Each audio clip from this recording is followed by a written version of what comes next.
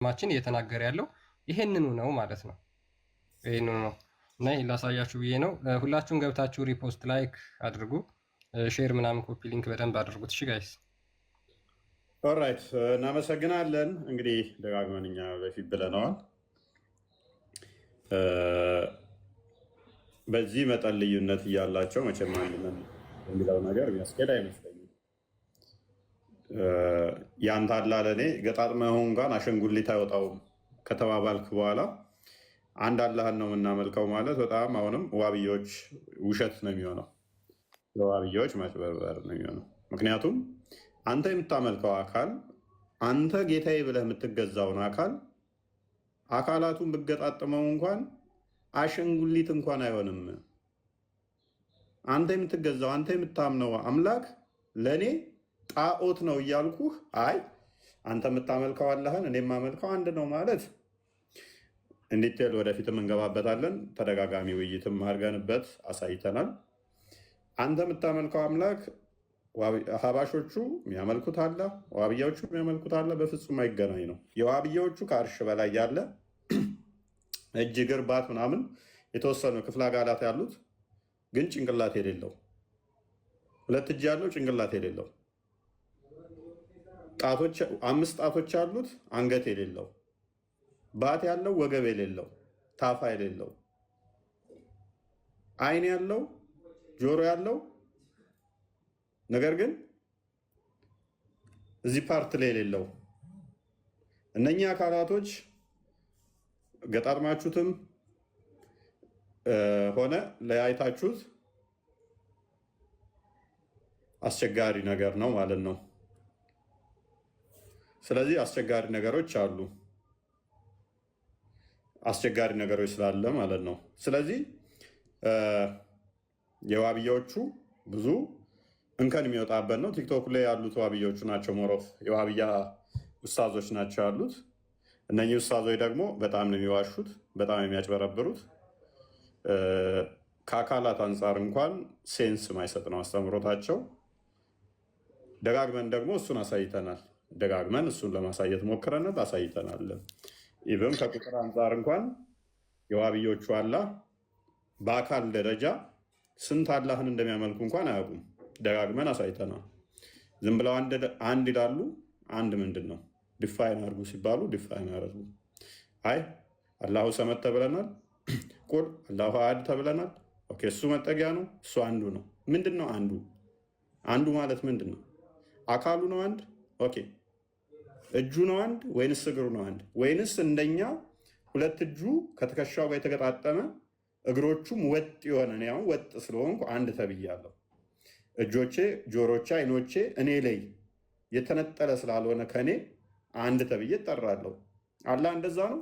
አይ ከፍጡር አይመሳሰልም። ስለዚህ ሁለት አይኑ እዛ ጋ ከሆነ፣ ሁለት ጆሮ እዛ ጋ ከሆነ፣ ሁለት እግሩ እዛ ጋ ከሆነ፣ ፊቱ እዛ ጋ ከሆነ አንድ ተብሎ አይጠራም። እንዴት ነው? አይ እዛ ውስጥ ፍልስፍና ውስጥ አንገባ፣ አስቸጋሪ ይሆናል። በቁጥር አላህ ስንት ነው? ደጋግሜ ጥሪ ጥያቄም አቅርቤ ነበረ ቴሌግራም እስከ ቲክቶክ ላይ። ቴሌግራም ላይ አንድ ልጅ ብቻ ነው የሞከረው ለመመለስ። መጨረሻ ላይ ግን እንደማዋጣው ሲያውቅ እሱም ከዋብያ ወደ ሀባሽነት ቀየርኩት ማለት ነው። ከዛ የመጀመሪያ የሰራው ፐርሚስ ግን የዋብያዎችን አስተምሮ ስለሆነ የመጣው ያንን መልሼ ሳመጣበት በቃ እናቁም አለ ማለት ነው። በዋብያዎቹ ስታይል ሲከራከረኝ ከቆየ በኋላ ልክ ሲመታበት የሀባሾቹን አይነት አቂዳ ዘው መጣ ማለት ነው። የመጀመሪያ የተናገርካቸው እንዲህ ናቸው ብዬ ጽሁፎቹን በስክሪንሻት ማየት ትችላላችሁ። ቴሌግራሞች ላይ ስላሉ ስልክለት በቃ ከዚህ በላይ መሄድ አልችልም ማለት። ቲክቶክ ላይ ጥያቄ አድርጌ ያለው አንድ ሰው ደፍሮ የመለሰው የለም። ኢቭን ንጽጽር አቆማለሁ አላህ በአካሉ ይሄን ያህል ነው ብሎ ቁጥር የሚያመጣ ካለ አቆማለሁ ብዬ ነበር። አንዳቸውም አልደፈሩም። ኤኒዌይስ ዛሬ ግን የምንመለከተው ሱራ 9:30 ላይ የሚገኘው መሰረት በማድረግ አይሁድ ኡዘይር ያላ ልጅ ነው አለች። ክርስቲያኖች አልመሲህ ኢሳ ያላ ልጅ ነው አሉ። ይህ በአፎቻቸው የሚናገሩ ቃላቸው ነው። ከዚህ በፊት የካዱ ሰዎችን ቃል ያመሳስላሉ። አላህ ያጥፋቸው፣ ከእውነት እንዴት ይመለሳሉ የሚል ሴንቴንስ አለ ሱራ 9 ሱረት ተውባ ላይ 30ኛው አያ ላይ ማለት ነው። ይህ ክፍል ብዙ ችግሮች ያሉበት ነው። ዛሬ የምንመለከተው ግን ሞር ፎከስ አድርገን ሱራ 930ን ከልጆች አንጻር ሳይሆን ከእኛ አንጻር ሳይሆን አሁን ደግሞ ከአይሁዶች አንጻር ደግሞ እናየዋለን። አይሁዶች እዝራን ነው አምላክ የአላህ ልጅ ነው፣ ስለዚህ አምላካችን ብለው የሚያምኑት እዝራን ነው ብሎ ይለናል ቁርአኑ። ሐዲስም ላይ አለ። በቂያማ ቀንም አይሁዶች አላህ ይጠይቃቸዋል። ክርስቲያኖቹን ሲጠይቃቸው ማንን ነው የምታመልኩት ሲላቸው ኢሳን ያላህን ልጅ ይሉታል። ሂዱ ጋነም ብሎ ይልካቸዋል። አይሁዶችን ይጠራና ደግሞ አይሁዶችንስ ማን ነው የምታመልኩት ሲላቸው እንትና እዝራን ያላህን ልጅ ይሉታል። አይ አላህ ሚስት የለውም፣ ሚስት ሳይኖረው ልጅ እንዴት ይኖረዋል? ሂዱ ጋነም ይላቸዋል። አሁን ጥያቄያችን አይሁዶች በታሪካቸው እዝራ የሚባል አይደለም የሚያመልኩት። ሎክ አሁንም አሉ አይሁዳውያን አሉ እስራኤሎችን ጋር ከኢትዮጵያ ሄደ እስራኤላዊ ካላችሁ ቤተ እስራኤልም ካለ የምታመልከው እዝራን ነው እንደበሉና ጠይቁት። ምንድን ነው የምትሉት ነው የሚላችሁ። ኖ ነው የሚላችሁ። ቁርአኑ ግን ምንድን ነው የሚለን? የአላህ ልጅ እዝራን ነው የሚያመልኩት አይሁዶች ይለናል። በቂያማ ቀን ይጠየቃሉ። ማን ነው የምታመልኩት ሲባሉ እዝራን ነው ይላሉ።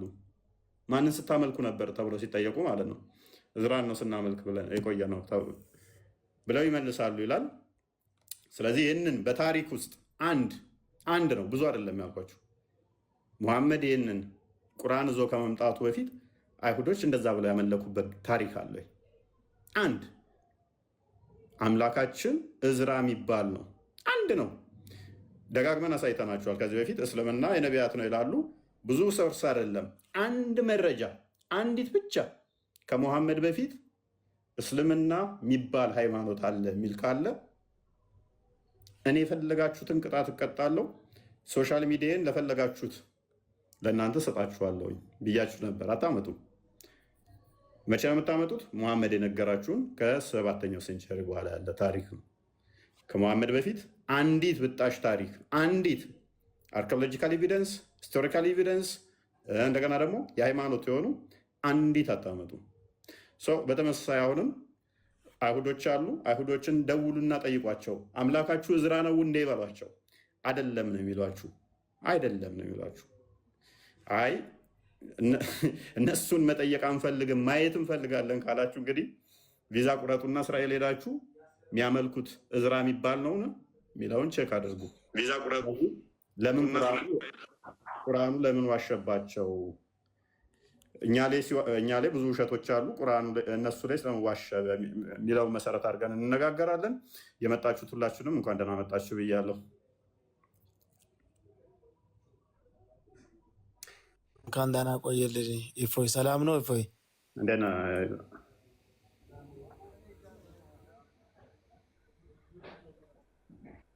አዝመራ ምንድን ነው እሱ? ዘንድሮም አዝመራ ውስጥ ነህ እንዴ? በፎቶ ደረጃ ነው፣ ፎቶ ደረጃ ነው። እፎይ ምርቱን አሳየን እንጂ ምርጥ ገበሬ መሆን አለብህ። ኦኬ ኦኬ። እፎይ እፎይ። ኦኬ። አረንጓዴ ደስ ይላል። አክቹዋሊ ለምለም ደስ ይላል።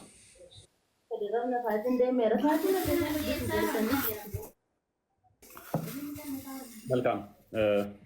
እፎይ ሰላም ነው? ሰላም ብያለሁኝ። ኢብኑ አኗር አብዱል ይቀድማል። አይ ቲንክ አብዱል የምቀጥል ከሆነ ሰላም ነው። እፎይ ቆይ መሐመድ አሁን የገባው የቀደሙ ካሉ አብዱል እንኳን ደህና መጣ። እንኳን ቆያችሁ። አንተ ሰውዬ አሁን ደግሞ ፕሮፋይል ቀይረ ነው። አብዱል ነህ? አብዱ ነህ? ምን ችግር አለው? በየጊዜው ፕሮፋይል ጠፍተህ ነበር ሰሞኑን። ደስ ስለሚለኝ ነው። አልነበረም፣ ከሜዳ ወጥቼ ነበር። ምነው በሰላም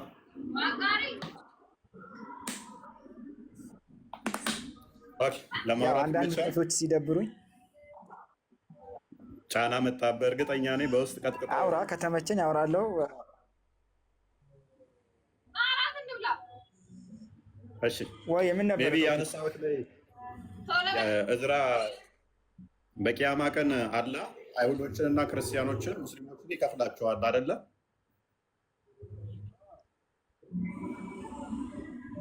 እሺ ከዛ አይሁዶችን ይጠይቃቸዋል አስቀድሞ ማንን ነው አምላካችሁ? ማንን ስታመልኩ ነበር የኖራችሁ ይላቸዋል። እነሱም የአላህን ልጅ ኢዝራን ነበር ስናመልክ የኖረው። ከዛ ውሸታም ናችሁ፣ አላህ ሚስት የለውም ስለዚህ ልጅ የለውም ብሎ ወደ ጋነም ይልካቸዋል። ከዛ ክርስቲያኖችን ይሄድና ደግሞ ማንን ነው ስታመልኩ የነበራችሁት ይላቸዋል። ኢሳን ነው ስናመልክ የነበር ነው ይሉታል። እነሱንም በተመሳሳይ ውሸታም ብሎ ይልካቸዋል። ከዛ ወደ ሙስሊሞቹ ይሄዳል። የኔ ጥያቄ ክርስቲያኖችና ክርስቲያንና ሙስሊሞቹ ላይ ሳይሆን አሁን አይሁዶቹ ላይ ነው። አይሁዶችን ሲጠይቃቸው ማንን ነው ስታመልኩ የኖራችሁ ስላቸው እዝራን የአላህን ልጅ ነው ስናመልክ የኖር ነው ብለው ይመልሱለታል። የት ቦታ ነው እዝራን የሚያመልኩት አይሁዶች?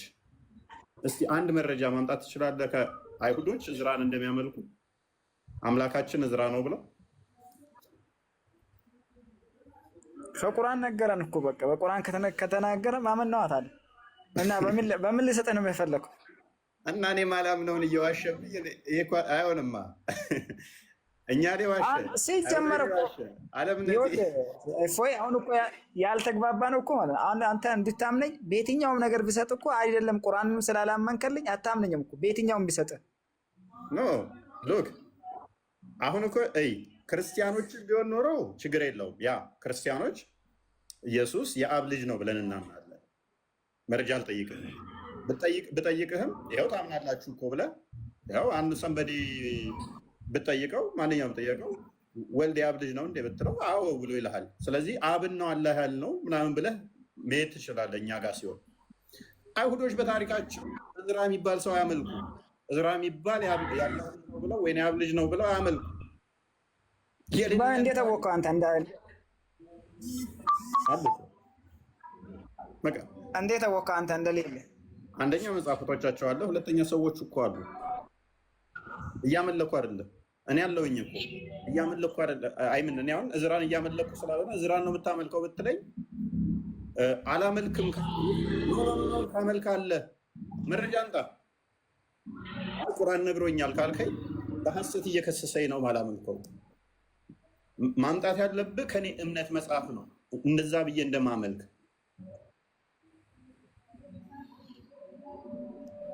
ይኸውልህ አሁን እኛ ላይ ያንተ መጽሐፍ ላይ አይደለም የተናገረው፣ እኛ ላይ ቁርአን ላይ ኡዘይር የአላህ ልጅ ነው ብሎ ይሁዳዎች እንደሚያመልኩት በጊዜው በነበሩ ሰዎች አላህ Subhanahu Wa Ta'ala ነግሮናል።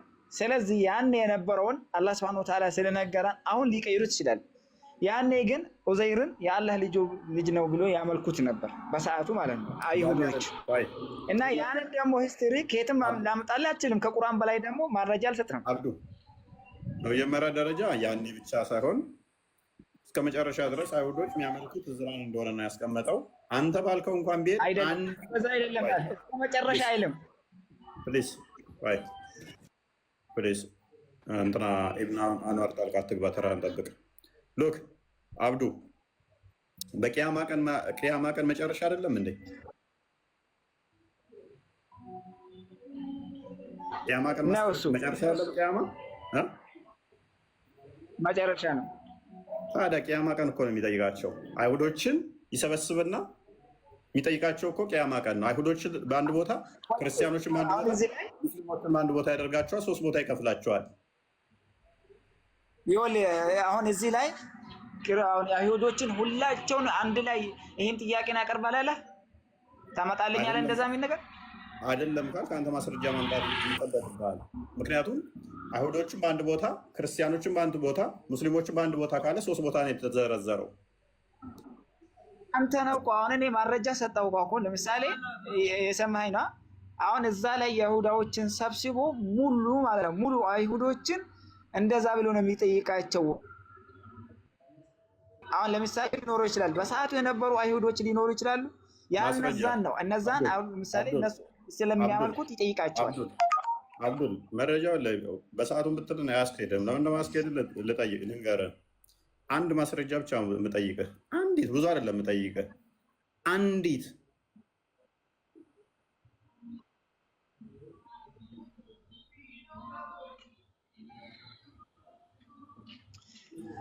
ይኸውልህ ነገርኩህ እኮ አሁን ለምሳሌ ኢየሱስን እናንተ ክርስቲያኖች እንደምታመልኩት ነግሮናል በቁርአን።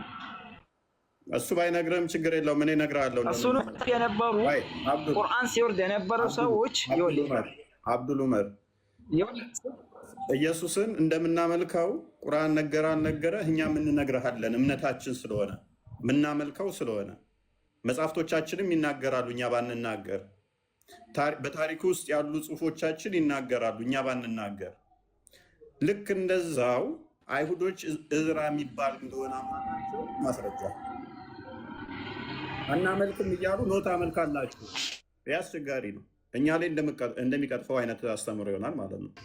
እኛ ለምሳሌ ሚስት አግብቶ ወለደ ብለን አንልም፣ ግን ሚስት አግብቶ ወለደ ብሎ እኛን የሚቀጥፍብን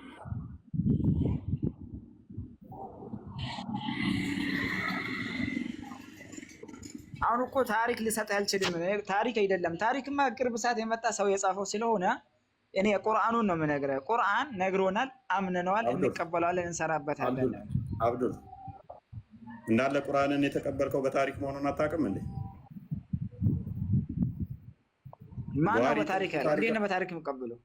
ኦኬ እንዴት ነው በታሪክ የምቀበለው አይደል? ቁርአን ማን ጻፈው?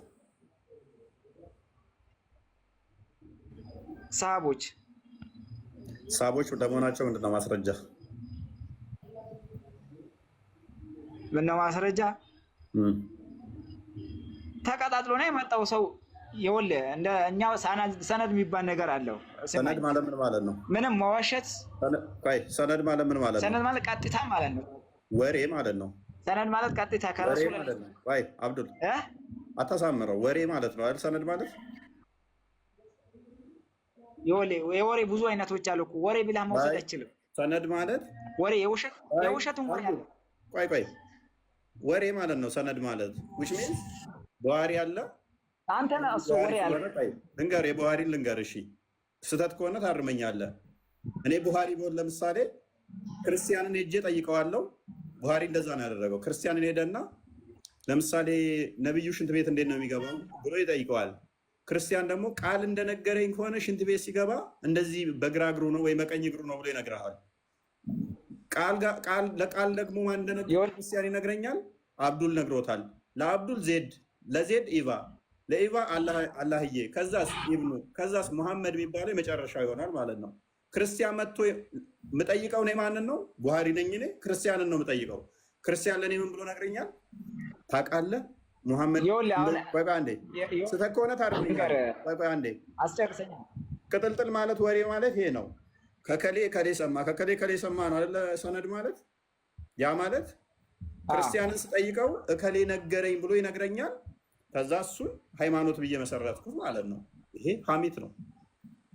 ቡሃሪ ነብይ ነው። ቡሃሪ ነብይ ነው። ቡሃሪ ነብይ ነው ወይ? ቡሃሪ ነብይ ነው አይደለም? ነብይ አይደለም። ማድረግ ተረጋጋ። ታዲያ አንዴ ጥያቄ ቀርባለሁ እኮ ልስጥህ። አንዴ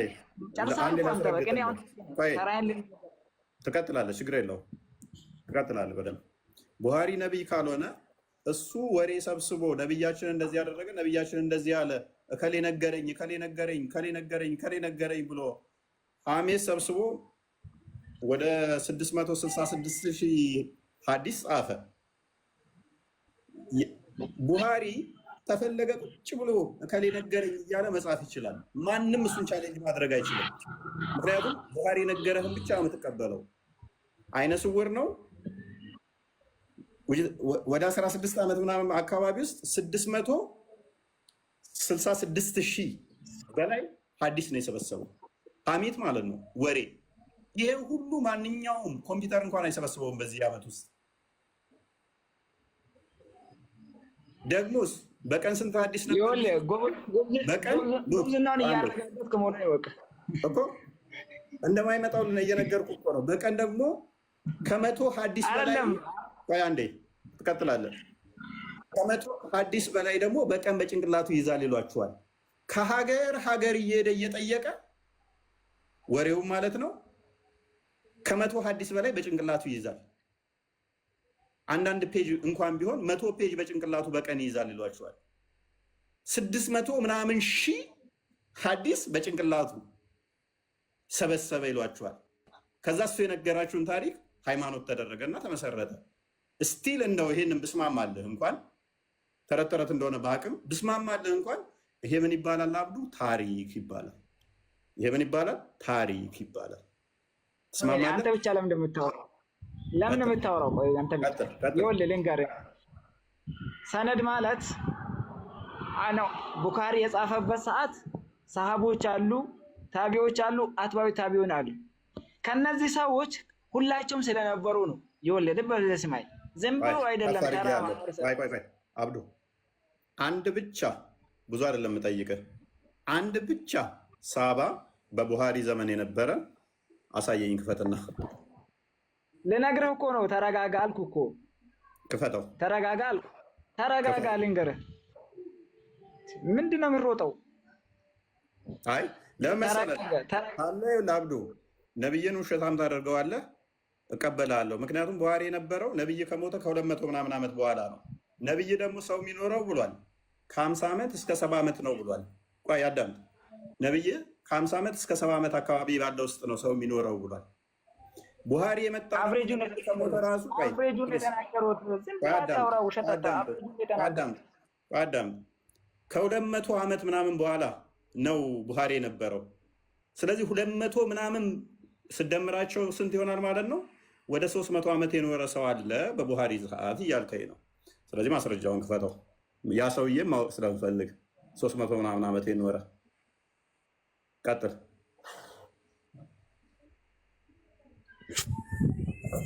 እየሰማኝ ነው? ቀጥል። ሳባው ኢክሪማ ሰሃቦች ነበሩ። ሙጃሂድ ነው። ማንኛው ሳባ ነበር? በቃ እሺ፣ አንተ አውራ። እሺ በቃ አይ ቀጥል። ለምን መሰለህ? እሺ ቀጥል። አውራ፣ ችግር የለም። ኖ ቀጥል። ለምን መሰለህ ጣልቃ እየገባሁብህ ያለሁት? አብዱ ስህተት ሰርተሃል። ይሄንኛውን ታረም። ሳቦች አልነበሩም አሉ ካልክ ግን እንዳልኩ ነው። ነብዬ ጋር ትጋጫለህ። ፕላስ ደግሞ ሳባውን ጥቀስ እስኪ። እኔ የሞቱበትን ዘመኖችን ቼክ ማድረግ አልሰማኝም እኮ ያልኩህ። ሰሃቦች ነበሯ። ሰሃቦች ለታቢዎች ያስተላልፋሉ። ታቢዎች ለአትባው ታቢን ያስተላልፋሉ። አትባው ታቢን ደግሞ ለተከታዮቻቸው ያስተላልፋሉ። እየጻፉት ነው የሚያስተላልፉት። እሱን የነገርኩህ እንጂ ቡኻሪ በራሱ ጊዜ የሰበሰበው አይደለም ሆነ ያስተላለፈልህ። ምንጭ አለው ከማን እንደያዘው ማለት ነው። አብዱል አሁን አንድ ነገር አስተካክለ ሌላ ስተሰራ ደግሞ አሁንም ኦኬ። በቡሃሪ ሰዓት ሰሃቦች እንደሌሉ አመንክ ማለት ነው። ቴንኪው። አልቅድምም እኮ አላልኩህ። ሰሃቦች ነበሩ ነው ያልኩህ። ሰሃቦች ነበሩ ከረሱሉ ሰለላሁ ዐለይሂ ወሰለም በኋላ። ከዛ አሉ ብለህ ነበር አሉ ብለህ ነበር እየሞገትከኝ የነበረው። አሉ የሉም ብትል ኖሮማ እዚህ ስማች አትሞግተኝም ነበረ። ኤኒዌይስ አለመኖራቸው ከተስማማን ቡሃሪ የሰበሰበው የተጻፈን ነው ወይንስ የሰማውን ነው? ሰሃቦች የተናገሩትን ሰሃቦች ያስተላለፉትን ሐዲስ እሱ ተቀብሎ ጽፎታል። ስለዚህ ቼን ኦፍ ናሬሽን ከከሌ ሰማው የሚለው ናሬሽን ለምን አስፈለገ? ቀጥታ ጽሁፍ ከሆነ ሎክ በደንብ አስተውል አብዲ። ከክርስቲያን ቀጥታ የተጻፈው ከመጣልኝ ከከሌ እከሌ ነገረው ለከሌ እከሌ ነገረው የሚል ቼን ኦፍ ናሬሽን ለምን አስፈለገ? ወንድማችን አብዱ የተጻፈ ከሆነ ኢብን አባስ የጻፈው ኢብን አባስ እንደጻፈው ነው እንጂ የሚባለው ከከሌ ከሌ ነገረው ለምን መባል አስፈለገው? አንድ እሱ። ሁለተኛ በቃ ይሄን ልጨርስልህ፣ ወደ ሁለተኛ ትሄዳለህ። በሰዓቱ መናፊቃንና ውሸታሞች ነበሩ እና ያልሆነ ሐዲስ ያልሆነ ነገር እየዘገቡ ስለነበረ ሰዎቹ የተጠቀሱበት ምክንያት አንደኛው ውሸት እንዳያስተላልፉ ነው። ሐዲሱ ራሱ ትክክለኛ እውነተኛ ቢሆን ያኛው ሰው ያስተላለፈው ውሸተኛ ከሆነ ያ እውነተኛ ሐዲስ አይስተላለፍም ነበር በሰዓቱ። ለምን? ሰውየው የሚዋሽ ከሆነ ውሸትን ስለሚጨምርበት። እየሰማኸኝ ነው? ውሸትን ስለሚጨምር፣ በሌላ ቦታ ውሸትን ስለሚጨምር እሱ ያስተላለፈው ሐዲስ ትክክለኛ ቢሆን አላልፉት ነበር። ሰውየው ምንድነው ከዛብ ነው ይሉት ነበር የሐዲሶች ዋናዎቹ ማለት ነው። ለዛ ነው የሰዎቹ መረጃ ልጠይቅህ እገደዳለሁ። አሁን መረጃ ስጠይቅህ እንደምትናደድ አውቃለሁ። ምክንያቱም እያልክ ያለው ውሸት ነው። ሶሪ፣ መረጃ ልጠይቅህ ተገደድኩ ማለት ነው። ምንድን ነው ውሸት ያወራሁት? ያልከው ነገር ውሸት። ምንድን ነው ውሸት ያወራሁት? ኦኬ፣ ቡሃሪ የሰበሰበው ውሸቱን ንገረኝ። የትኛው ቡሃሪ የሰበሰበው ጽሑፍ ነው የሚል ማስረጃ ስጠኝ። ማለት አልገባኝም። የተጻፈ ሰሃቦች የጻፉትን መጽሐፍቶች እንደሰበሰበ ማስረጃ ስጠኝ። እና ሳይጻፍ ነው እንዴ? በራሱ ጊዜ ከየት አመጣው ልትለኝ ነሽ? ማስረጃ ስጠኝ። እሰጥሃለሁ። ወይ መጣሁ። ቆይ አንዴ መጣሁ። የትኛው ሰሃባ? ትንሽ ትቆይኛለህ? አለኝ፣ እቆያለሁ። ቼክ አድርግና ነው፣ ችግር የለውም። መቼም አታመጣም። እኔስ ንፋስ አለ። እሺ፣ በፈለግከው ሰዓት ያዝና ነው፣ ችግር የለውም። አታመጣም መቼም። እኔስ እሺ፣ አላህዬ ኢብን አንዋር መሐመድ መቀጠል ትችላላችሁ። ሜቢ ቶፒኩ ትንሽ ሽፍት ሆኖ ለዚህኛው ውስጥ ከቶኛል። ከቶፒክ ያወጣኝ ቶፒኩ ዋናው አይሁድ ኡዘይር የአላህ ልጅ ነው ብለው ነው ወይ የሚያመልኩት የሚል ነው ጥያቄው። ወደዚህኛው ቶፒክ ወሰደኝ አብዱ። እንዲመቸው ግን አያዋጣም ወደዛ ቢገባ። ቡሃሪ 74:39 አንድ የክርስቲያን ክፈለው።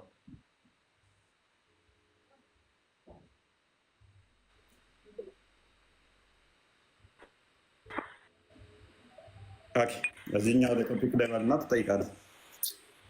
አንድ ችኛን አዲስ አርጋ አንድ ነው። አይ ከሌላ ቶፒክ አንዴ ትጠይቃለህ። እሺ መጨረሻ ላይ እችኛዋን አንዴ አዲሷን አንብባት። ኦኬ እሺ፣ ይነበብ አይደል ሐዲሱ? ያ ሙስሊሞች በደንብ አዳምጡ። እንግዲህ እስልምና ምን ያህል ክሌም እንደሚያደርግ ለሚያደርገው ደግሞ ማስረጃ እንዴት ማቅረብ ይችላል፣ ኤቪደንስ አለው ወይ የሚለውን ነው ዛሬ የምናየው። ግን ምንም ኤቪደንስ እንደሌለው ደግሞ እናሳያችኋለን። ሉክ ምን እንደሚል ማለት ነው። ሳሂህ አልቡኻሪ 7439 ላይ ምን ብሎ ይናገራል? የቂያማ ቀን ማለት ነው፣ የውመል ቂያማ ወይም የትንሣኤ ቀን። ዘን ኢት ዊል ቢ ሴድ ቱ ዘ ጁስ፣ ለአይሁዶች ደግሞ እንደዚህ ይባላል ይላል። ዋት ዲድ ዩ ዩዝ ቱ ወርሺፕ፣ ማንን ነበር የምታመልኩት ተብለው ይጠየቃሉ። ዘይ ዊል ሪፕላይ ዊ ዩዝድ ቱ ወርሺፕ እዝራ ዘ ሰን ኦፍ አላህ፣ እኛ የምናመልክ የነበረውን የአላህን ልጅ እዝራን ነበር ብለው ይመልሳሉ። ኢት ዊል ቢ ሴድ ቱ ዘም፣ ለእነሱም ከዚያ እንደዚህ ይባላሉ። ዩ አር ላየር ፎር አላህ ሃዝ ኔዘር ኤ ዋይፍ ኖር ኤ ሰን፣ ከዛ አላህ ምን ይላቸዋል? እናንተ ውሸታም ቀጣፊዎች፣ አላህ ሚስትም ልጅም የለውም ብሎ ይመልስላቸዋል። ኦኬ አይሁዶች የቱ ጋር ነው? ቀጥልፈሽ ሎክ አሁን አላህ ቀጥታ የሚያያይዘው ኦልዌይስ ምንድነው? ልጅን ከሚስት ጋር ነው የሚያያይዘው። እኛንም ሲከሰን ከሚስት ጋር እያይዞ ነው። አላህ ሚስት ሳይኖረው እንዴት ልጅ ይኖራል ይላል። 6ኛው ሱራ 101ኛው አያን አንዴ ክፈተው። አላህ ሚስት ሳይኖረው ልጅ እንዴት ይኖረዋል? የችሎታ ጉዳይ ይጠይቃል ማለት ነው። የትኛውም ክርስቲያን አምላክ ሚስት አግብቶ ከዛ ልክ እንደ ሰውኛ ጫጉላ ቤት ገብቶ ተረግዞ ከዛ 9 ወር ተወለደ ሚል ክርስቲያን የለም። እኛ ወልድ ክርስቶስ አካላዊ ቃል በስጋ ማርያም የተገለጠው አስቀድሞ ከአብ ቃል ተወለደ ስንል ቃል የአብ ቃሉ የባህሪ ቃሉ ነውና ከሱ የሚወጣ ነውና ልጅ ብለን እንጠራዋለን እንጂ ይሄ ተምጦ የሚወለደውን እሳቤ አይደለም።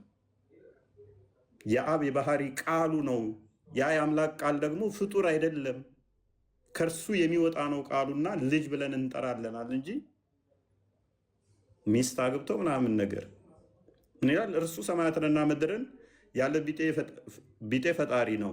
ለእርሱ ሚስት የሌለችው ሲሆን እንዴት ለእርሱ ልጅ ይኖረዋል? ሚስት ከሌለው ልጅ አይኖረውም ነው። ስለዚህ አይሁዶቹን ሄደና ማን ነው የምታመልኩት ብሎ ይጠይቃቸዋል። እዝራ ይላሉ። ሲመልሱ አይሁዶቹ እዝራ ነው የምናመልከው የአላህን ልጅ ይላሉ። እንዴ ሚስት ሳይኖረኝ ውሸታም ናችሁ እናንተ። ሚስት የለኝም ስለዚህ ልጅ የለኝም ብሎ ይላቸውና ገሃነም ይከታቸዋል። ደውሉ እስኪ። ከፍልስጤም ጎን ነን ማለት ብቻ ሳይሆን አይሁዶች እና እስራኤሎች ማንን ነው የሚያመልኩት? አንድ ኮል አድርጋችሁ እነኚህ እስራኤል የሚባሉት ከፍልስጤም ጋር ዘላለም የሚጣሉት አምላካቸው እዝራ ነው እንዴ ብላችሁ ጠይቋቸው። እስራኤሎችን ምንድነው የምታወሩት ነው የሚሏችሁ። ምንድነው ብትሉት እዝራ እንደ ማንኛውም ሰው ነው የሚለው፣ አምላክ አለው ብላ ነው የሚነግሯችሁ። ምን እያላችሁን ነው? አይ የምታመልኩት እናንተ እዝራን ነው፣ አምላካችሁ እዝራ ነው። መቼ ነው እኛ አምላካችን እዝራ ነው ያልናችሁ? ኖ ይኸው ቁርአናችን ነግሮናል። ቁርአናችን አይዋሽም። እናንተ አይሁዶች የምታመልኩት አምላካችሁ እዝራ ነው። ምን አይነት ክሌም ነው? ብያለሁ። ለምሳሌ ሰንበዲ ጋር ትሄዱና አንድ ጨዋ ልጅ ከቤት ወጥቶ ማያውቅ በቃ በጣም ዲሲፕሊን የሆነ ልጅ ሄዳችሁ ለምን ነው የምታጨሰው? አታጭስ። ለምን የምትጠጣው? አትጠጣ። ለምን ነው የምትደባደበው? አትደባደብ። ልጁ እኮ ከቤት ወጥቶ ማያውቅም። ሞላ እንኳን ሊጠጣ እንኳን ሊሰክር እንኳን ሊደባደብ ክፉ ተናግሮ አያውቅም። ኖ አንተ ጠጪ ነህ፣ አንተ አጫሽ ነህ፣ አንተ ቃሚ ነህ። ልጁ እኮ ምን እንደሆነ ማጨስ ምን እንደሆነ አያውቅም። መቃምን ከቆሎ ውጭ ቅሞ አያውቅም። ኖ ቃሚ ነህ። ከዛ ሰንበዲ ይመጣና ያንን ቃል ይደግመዋል። እንዴ የት ቦታ ነው ሱቅ ያየኸው? እከሌ ሲል ሰምቻለሁ። ስለዚህ ቃሚ ነህ አትቃም። እከሌ መጽሐፉ ላይ አንብቤ ያለው አታጭስ። ሰውየው እኮ እንኳን ሊያጨስ ምንም የሚያውቀው ነገር የለም ስለ ጭስ። አይ ደምሳሽ እንደ መጽሐፍ ማለት ደምሳሽ አሁን ለምሳሌ እፎይ አጫሽ ነው ቃሚ ነው ብሎ ጻፈ። የእሱ ተከታዩ ከዛ ይመጡና እፎይ ቅመው ለምን ብታጨሰው? ኖ አላጨስም። ተከታዮችም ኖ እፎይ አያጨስም። አይ የደምሳሽ መጽሐፍ ውስጥ አግኝተናል እንደዛ የሚል። ይኸው እኔ በህይወት አለውኝ እኮ አላጨስም። ኖ ታጨሳለህ። አረ ይኸው አላጨስም፣ ታጨሳለህ። ለምን የታል ማጨሰው? አይ የደምሳሽ መጽሐፍ ውስጥ ታጨሳለህ ተብሏል። በቂያማ ቀን መጨረሻ ስትሞት ገሃነም ትገባለህ። ምክንያቱም አንተ እያጨስክ ነው። ኖ እያጨስኩ አይደለም። አይ መጽሐፍ ውስጥ ተጠቅሷል። እያጨስክ ነው። እመን። ማስረጃ እንጣ። ይኸው መጽሐፍ ውስጥ እኔ ስለ መጽሐፉ ምን አገባኝ? አንተ የጻፍከውን። እኔ ግን እያጨስኩ አይደለም። ኖ እያጨስክ ነው። እንደዛ ነው የሆነብን። አሁን ይኸው አይሁዶቹ አሉ አያመልኩትም እዝራን። በቃ ቁርአኑ ብሎናል።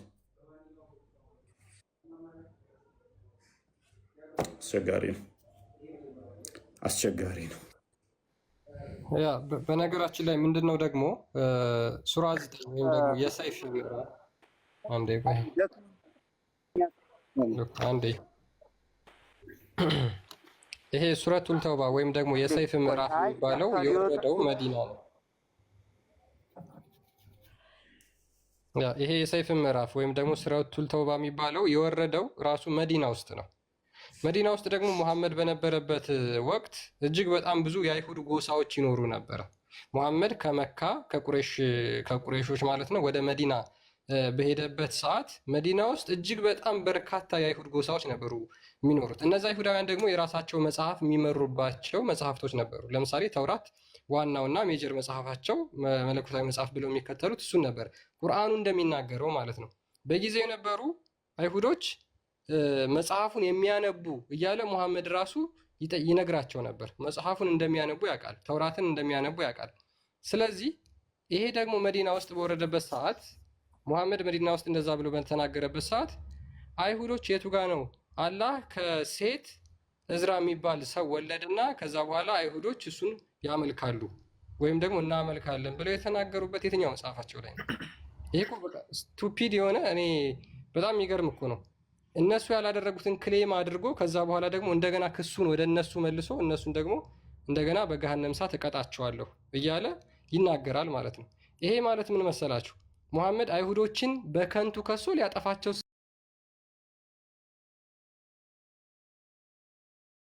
ይህንን ነገር አደረገ። ስለዚህ መረጃ አላችሁ? አይሁዶች የቱ ጋር ነው አላህ ሚስት ይዞ እዝራ የሚባል ልጅ ወለደ ከዛ በኋላ እሱን አምልኩት ያለው የቱ ጋር ነው? መረጃ አላችሁ? ቀጥሉ እስኪ መረጃ ካላችሁ።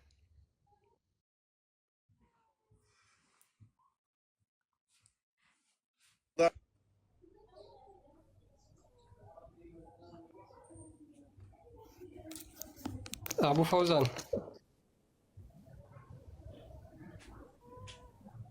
አቡ ፈውዛን ሙባረክ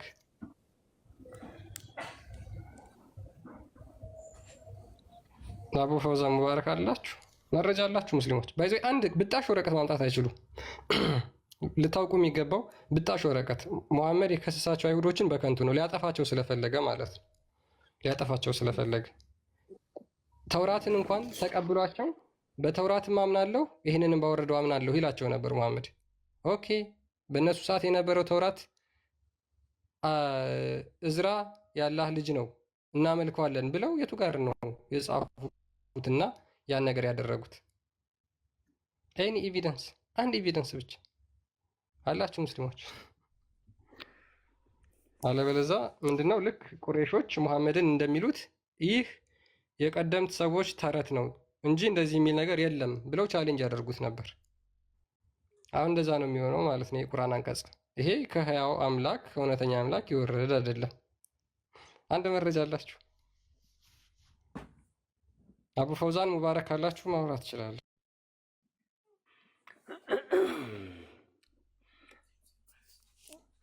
ምንድን ነው? ምን እያወራቸው እኮ እንደሆነ እኮ ራሱ አልገባኝም። ምን እያላችሁ ነው? እስቲ ቆይ እስቲ ስለ አምልኮ ማለት ትንሽ ቁርአኑን ከፍ አድርገው እስቲ።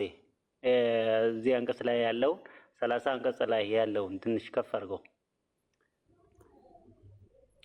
አምልኮ ከፍ አድርገው ዝቅ ሳይሆን ወደ ላይ ትንሽ 31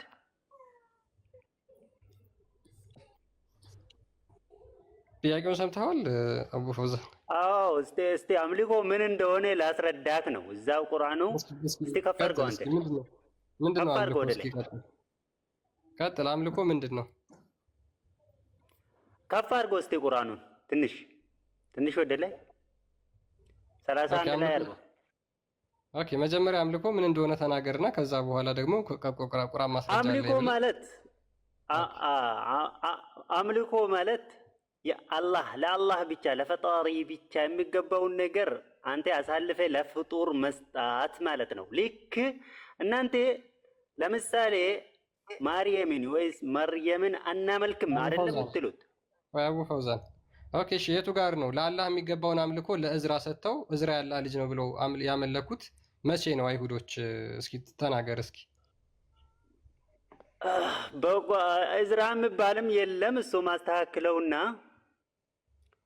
ኡዘይር እዝራ የሚባል አሁን አታሳየኝም። የለም እዚህ ችግር የለም። ኡዘይር ሴሜቲክ ላንጉጅ ስለሆነ ተመሳሳይ ነው። ችግር የለውም። ቀጥል። وقالت اليهود عزير ابن الله وقالت النصارى المسيح ابن الله ማለት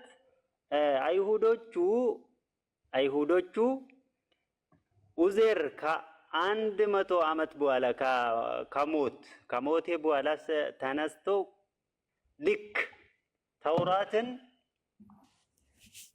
ልክ እንደ በፊት እንደነበረው በቃሉ አፍዞ ስለነበረ እንደዛ ስለተናገረ ይሄማ የአላህ ልጅ ነው ብሎት ያዙት። በጣም ጥሩ። እስኪ ማስረጃውን ምን ላይ እንደዛሉት? እስቲ አምልኮ ማለት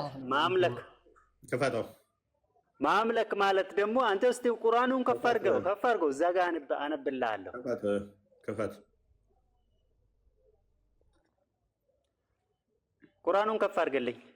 ክፈት። ቅድሚያ ላወራው ክፈት። ማስረጃ ክፈት። ተረተረ ማውራት እኮ ቀላል ነው። ተረተረት እኮ አንተ ነው የምታወራው፣ ምንም ነገር የማታውቀው አንተ እዚህ ጋር ማይሞች ምንም ነገር የማያውቁትን እዚህ ጋር ሰብስበህ ዝም ብለህ አዋቂ ጋር ለምን አትሄድም? ና እስቲ ቁርአኑን መልሰው ወደ አሁን። አቡ ፈውዛን አትጩህ፣ ቁርአኑን መልስልኝ። አትጩህ። የተጠየቀው ስለ አይሁዶች ነው እንጂ ስለ ክርስቲያኖች አይደለም። ስለዚህ አሁን ቁርአኑን ከፍ አድርግልኝ፣ አምጣልኝ እስቲ ቁርአኑ። አሁን ከፍተሃል አይደለም? ለምንድን ነው የፈራከው? ወደዛም ብትሄድ አምልኮ ማለት እዛ ጋር ደግሞ ምን እንደሆነ ላነብልህ 31 ምንድን ነው ምን እንደሆነ ምናምን አላህን እንደዛ ነው የምታመልከው 31 ላይ እንዳለው 31 ትቀበርበታለህ። ስለምትቀበርበት ተረጋጋና 31 ላይም ብትሄድ ቀብረሃለሁ እዛው ችግር የለውም። አሁን ኡዘይርን መልስ ለአልካት ማስረጃ አንጣ ለተናገርከው ኡዘይርን በዛው ቁርአን ላይ አለ። ከሞተ ከ100 ዓመት በኋላ እንደዚህ ስላፈዘ ለዛ ነው ያመለኩት ብለህ ስላልክ ማስረጃውን አንጣ።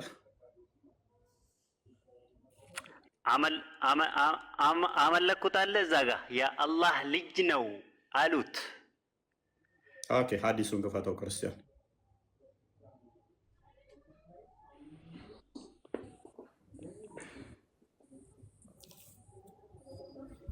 ማይል መስሎህ ነው የተማታመልጠን ተረት ተረት የሚወራበት ሳይሆን እውቀት ያላቸው የሚገቡበትና ሐዲሱ ነምታ ይኸው ቀጥል ክርስቲያን። እሺ ሳሂህ አልቡካሪ 7439 ሐዲስ ነምበር 7439 የአረብኛውን ልተርጉምልህና ችግር የለውም። ከተሳሳተ አንተ ደግሞ አትተርጉምልኝ። እኔ የአንተን ትርጉም አልፈልግም። ኦኬ እሺ በጣም ጥሩ ቀጥል። እስኪ አሁን ከዚህ ጀምሮ አንብብ ራሱ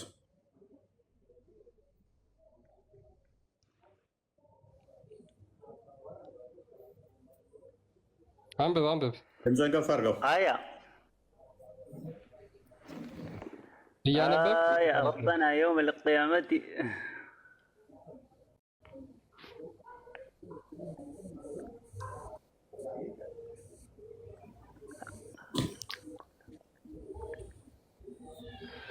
እና ይሄ እኮ ስለ አላህ ማየት ነው የሚያወራ። ቀጥል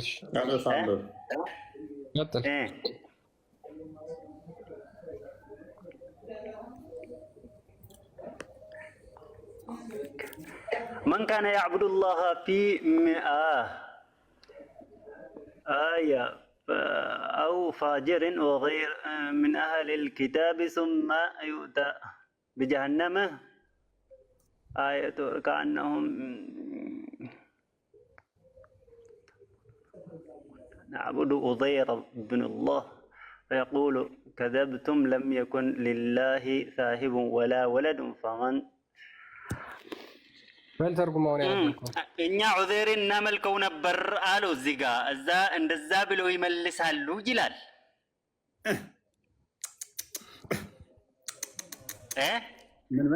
ዑዘይርን እናመልከው ነበረ።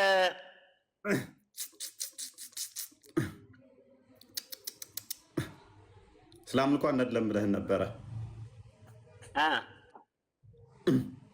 ኤኒዌይስ አሁን ማስረጃውን ተራው ደግሞ አንተ የሆነና ከፍ አድርገህና የትኛው አይሁድ ነው ኡዘይር የሚያመልከው? ማስረጃውን ክፈት። አምልኮ ማለት ምን ማለት ነው?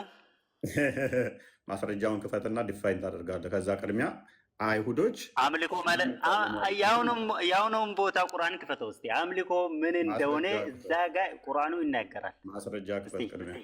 ሱረቱ ሰይፊ ነው ምናምን ያልከውን ቁርአን አሁን ሱረቱ ተውባ ነው እሱ። የአሁኑን ቁርአን መልሰውና 31 ላይ እዛ ምን እንደሆነ እናንተ ቁርአን ኡዘይርና ኢየሱስ አትጩህ፣ ተረጋጋ። አይሁዶችን ሄደ ማንን ነው የምታመልኩት አላቸው። ኡዘይር የአላህን ልጅ ነው የምናመልከው አሉ። ክርስቲያኖችን ማንን ነው የምታመልኩት አላቸው። ኢሳን ነው የምናመልከው አሉ ይላል። ሙስሊሞችን ማንን ነው የምታመልኩት ሲላቸው አላህን ነው ይላሉ። ስለዚህ ለሶስቱም የተጠቀሰው ከአምላክ አንጻር ነው። ሜቢ አላህ ጣዖት ነው እስካላልክ ድረስ ማለት ነው። ወይንም ደግሞ ጣዖትን እንደ እንትን አድርገው ነው የሚያመልኩት እስካላልክ ድረስ ለሶስቱም ስለሚያመልኩት አካላት እየተጠቀሰ ነው፣ እየተጠየቁ ነው። ማንን ነው የምታመልኩት እየተባሉ ሶስቱ ክርስቲያኖች፣ አይሁዶችና ሙስሊሞች። ስለዚህ አሁን አምልኮ ማለት ላታየ አምልኮ አትጩህ። ቁርአን ላይ መልትልኝ እኮ ማለት ምን እንደሆነ ላሳይ። አትጩህ። ማስወርዳለኝ የአንተን ተረተረ ልሰማ አይደለም የተቀመጥኩት። መረጃ ልጠይቅህ ነው። ላወራው ነገር መረጃ ታመጣለህ። አሁን ተረት የምታወራ እኮ አንተ ነው። ከሰሩን ነገር ከሰሩን ኢዴት እውቀት ያላችሁ ግቡ። ለመጮህ አትግቡ። መረጃ ስትጠየቁ መረጃ ክፈቱ። እንጂ እናንተን ተረተረ ልንሰማ አይደለም። መረጃ ስትጠየቁ ላወራችሁት ነው። ላላወራችሁት አንጠይቃችሁም። ላወራችሁት ግን መረጃ አቅርቡ ስትባል ታቀርባላችሁ። እኛ ላወራ ነው ደግሞ መረጃ አቅርቡ ካላችሁን የማቅረብ እኛ ግዴታ አለብን። ምክንያቱም ላወራናት ነገር ግዴታ መረጃ ማምጣት አለብን። ስህተት ካወራን ይቅርታ መጠየቅ አለብን። ካወራህ አንተ ደግሞ መረጃ ስትጠየቅ ታመጣለህ። በእንደዚህ አይነት ሁኔታ ነው የምንቀጥለው። ሙባረክ እንኳን ላውራ አንዴ ቀጥልሽ። አንዴ አንተ ቃለ መጠየቅ ለመጠየቅ እስከቀረብክ ድረስ አንድ ሰው ሲጠይቅ አንዴ ዩት ለማድረግ ትቾክላለህ። ሁለተኛ ደረጃ ደግሞ ሀሳብ አትስጥ። አሁን ወደ አስተምሮት ወደ ቶፒኩ ግባ።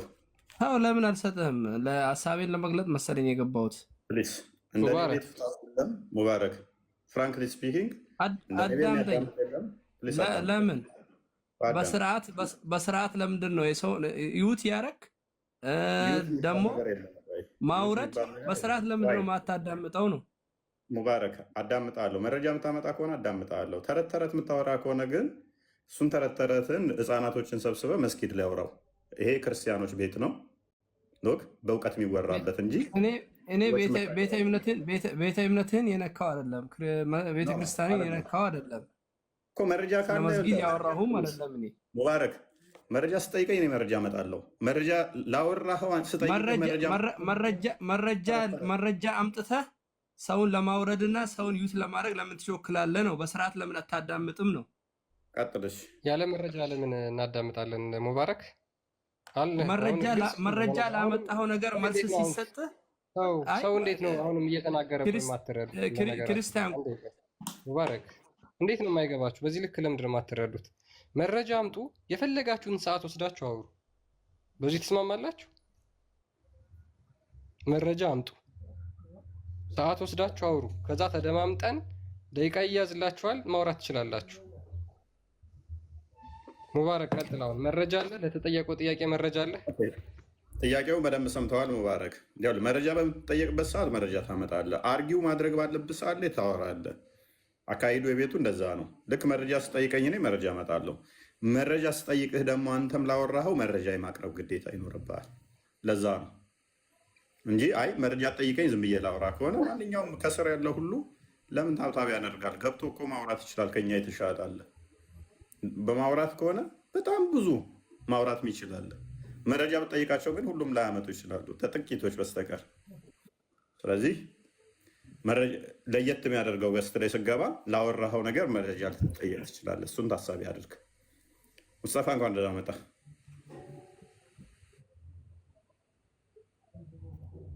ድምፅ ታፍኗል።